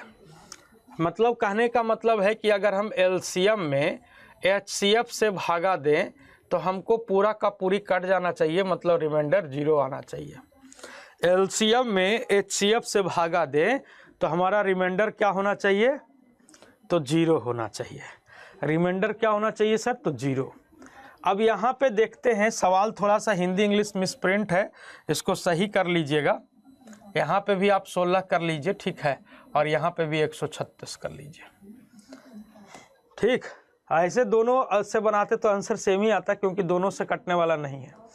अब हम देख रहे हैं 136 को अगर हम 16 से डिवाइड करें तो 16 8 28 से और 16 नंबर 44 से पूरा पूरी नहीं कटा। 16 28 से 128 डिविजिबल है, उधर 16 नंबर 44 से बीच में 136 जो है वो पूरा पूरी नहीं कटता है। तो जब पूरा पूरी नहीं कटेगा तो ऐसे की संख्याओं के कितने जोड़े संभव होंगे, तो 0, नो पेयर पॉसिबल। ऐसे संख्याओं के कितने जोड़े संभव हैं, तो नो पेयर पॉसिबल, कोई पेयर पॉसिबल नहीं है, कोई पेयर पॉसिबल नहीं है। LCM HCF से डिविजिबल होना चाहिए। डिविजिबल होगा तब पेयर बन सकता है, डिविजिबल नहीं होगा तो पेयर नहीं बनेगा। 8 बजे वाला क्लास होगा, हाँ होगा, काहे नहीं होगा, एकदम होगा। 8 बजे वाला क्लास एकदम होगा।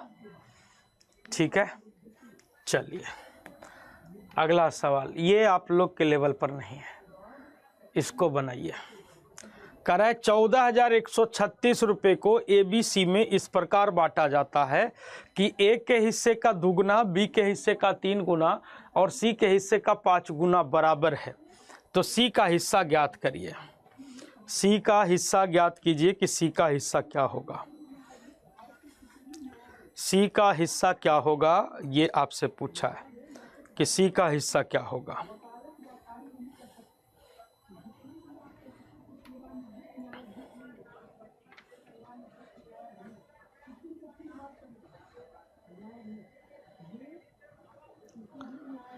तो देखिए कह रहा है कि ए के हिस्से का डबल, ए के हिस्से का डबल, बी के हिस्से का 3 गुना, बी के हिस्से का 3 गुना और सी के हिस्से का कितना, तो 5 गुना, ये सभी आपस में बराबर है। तो यहाँ से हम क्या करेंगे सर, इसका रेशियो निकालेंगे। इसका रेशियो निकालेंगे तो यहाँ पे आपका 2, 3, 5, 2, 3, 5 का एलसीएम तो हो जाएगा 30, 30 में 2 से भागा दीजिए 15, 30 में 3 से भागा दीजिए 10, 30 में 5 से भागा दीजिए तो 6। ठीक है, तो ये हो गया सर रेशियो। भौजी कह रही, सॉरी सवाल कर रहा है कि 14,136 बांटा गया है और हम करें 15, 10, 25 और 6, 31 बांटा गया है। आपसे पूछा कि सी का हिस्सा, तो सी का हिस्सा कितना, तो 6। अब यहीं से इसको कैलकुलेट करिए, यहीं से इसको कैलकुलेट करिए, कैलकुलेट करिएगा उत्तर आ जाएगा 2736। उत्तर कितना आ जाएगा, तो 2736। उत्तर कितना हो जाएगा, तो 2736 हो जाएगा। काट लेंगे ना, काट लेंगे। 2736 इज योर करेक्ट आंसर। ठीक है, अगला सवाल है, कह रहा है एफ एक्स एक फंक्शन है जिसको दिया गया है कि एफ एक्स जो है वो 1/x माइनस 1/x प्लस 1 है। ठीक है, 1/x माइनस 1/x प्लस 1 है ये एफ एक्स। ठीक है, तो आपसे बोला f1 plus f2 plus f3 plus dot dot dot dot f10 का मान बताइए। f10 का मान बताइए कि f10 का मान क्या हो जाएगा। f10 का मान ज्ञात कीजिए कि f10 का मान क्या हो जाएगा। तो सेम उसी तरीके से सेट करना है। x है तो यहाँ x और x प्लस 1, तो जैसे f1 है तो 1/1 माइनस 1/1 प्लस 1 यानी 2। उसी तरह से ये f2 है तो 1 + 2 माइनस 1/2 + 1 3 है ना। f3 है तो f3 1/3 माइनस 3 + 1 4। उसी तरीके से सेट करके ये चला है तो ये 1/10 माइनस 1/11। अब इनके पैटर्न को देखिएगा तो प्लस माइनस उड़ना शुरू होगा। इनके पैटर्न को अगर आप देखते हैं तो minus plus minus plus minus plus सब ऐसे ऐसे उड़ जाएगा। बचेगा क्या, तो 1/1 अब माइनस का 1 का कितना, तो 11। एलसीएम ले लेंगे तो एलसीएम हो जाएगा 11, तो 11 माइनस 1 यानी कितना हो जाएगा, तो आप कहेंगे 10/11। 10/11 option number B is your correct answer. 10/11 यानी ऑप्शन नंबर बी आपके सवाल का उत्तर हो जाएगा। ऑप्शन नंबर बी आपके सवाल का क्या बन जाएगा श्रीमान, तो उत्तर बन जाएगा। बोलिए भाई साहब, क्लियर है? क्लियर है? यहाँ तक में किसी को किसी प्रकार का कोई दिक्कत नहीं होना चाहिए। ठीक है, अगला सवाल है, करे संजय झा ने 9% साधारण ब्याज पर एक धनराशि उधार लेते हैं और 3 साल के लिए और 10% चक्रवृद्धि ब्याज पर इन्वेस्ट कर देते हैं। 10% चक्रवृद्धि ब्याज पर इन्वेस्ट कर देते हैं। 3 साल के बाद उन्हें 1220 रुपया लाभ प्राप्त होता है। तो कितनी राशि उन्होंने उधार लिया है, ये आपसे पूछा है कि उन्होंने कितनी राशि उधार ली है। उधार उन्होंने कितनी राशि ली है, ये आपसे पूछा है। तो देखिए, उधार लिया गया एसआई पर और फिर उसी पैसे को इन्वेस्ट कर दिया गया सीआई पर 3 साल के लिए। तो यहाँ पे देखिए कि सर एसआई तो सिंपल सा है। एसआई में क्या होता है कि रेट और टाइम को हम लोग गुना कर देते हैं और रेट और टाइम का जो गुणनफल होता है वही हमारा ब्याज प्रतिशत हो जाता है। तो यहाँ पे 9% के रेट से अगर हम 3 साल में देखें तो हमको ब्याज मिलेगा 9 तिया कितना, तो 27। और 10% के रेट से अगर हम 3 साल का सीआई निकालें तो ये हो जाएगा 33.1%। 33.1%। सीआई निकालने के लिए आप इसको इस फॉर्मेट का इस्तेमाल कर सकते हैं कि 3r² ऑब्लिक का RQ। ये ऑब्लिक है, बट्टा नहीं समझिएगा। इससे आप 3 साल का सीआई % कैलकुलेट कर सकते हैं। 3 साल का सीआई % आप कैलकुलेट कर सकते हैं। तो झा जी को बैठे बैठे खाली रिस्क का पैसा कितना मिला, तो आप कहेंगे झा जी को बैठे बैठे 6.1% का लाभ हुआ है। कितने परसेंट का लाभ हुआ है? तो 6.1% का। सवाल कह रहा है कि नहीं 1220 रुपये का लाभ है, हम कह रहे नहीं 6.1% का लाभ है। अपन को निकालना है प्रिंसिपल कि उधार ली गई राशि बता दीजिए, तो उधार ली गई राशि 100%। अब यहाँ से हम चीज़ों को कैलकुलेट करेंगे तो परसेंट से परसेंट कैंसिल, 61 दूनी के 122, 200 चांस में कैंसिल, 200 गुना का 100 यानी उस पर 2 जीरो, यानी उधार ली गई राशि कितनी है? तो आप कहेंगे 20,000 है। उधार ली गई राशि कितनी है साहब? तो 20,000 है, और 20,000 आपके सवाल का प्यारा सा खूबसूरत सा उत्तर हो जाएगा। ठीक है, ये भी आपके लेवल पर नहीं है, ये भी छोड़ दीजिए। हाँ, इसको कैलकुलेट करिए कि 4 + 32 + 108 + ... 4,000, इसका मान क्या हो जाएगा? 4 है + 32 है + 108 है + ... 4,000 है। इसका योगफल क्या हो जाएगा? इनका योगफल क्या हो जाएगा? इनका योगफल क्या हो जाएगा? इनका योगफल क्या हो जाएगा?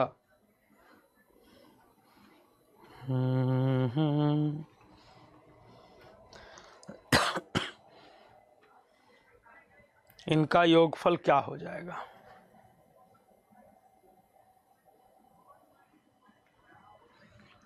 तो देखिए, इसमें हम लोग क्या करेंगे ना कि सर 4 कॉमन कर लेंगे, 4 कॉमन कर लेंगे। तो जब 4 कॉमन कर लेंगे तो ये हो जाएगा 1 + 4 × 32 + 27 चौका 108 + ... ये हो जाएगा प्लस का 1,000। ठीक, प्लस का 1,000। अब ये 4 रह गया अपना बाहर। अब ये 1 हो गया तो 1 का क्यूब लिख सकते हैं, 8 है तो 2 का क्यूब, 27 है तो 3 का क्यूब, और इसी तरीके से चलते चल जाइए तो 1,000 है मतलब 10 का क्यूब। अब ये हो गया कि 1 से लेके 10 तक के प्राकृत संख्या के घनों का योग है ना। अंदर में देखिए तो 1 से लेके 10 तक के प्राकृत संख्या के घनों का योग है।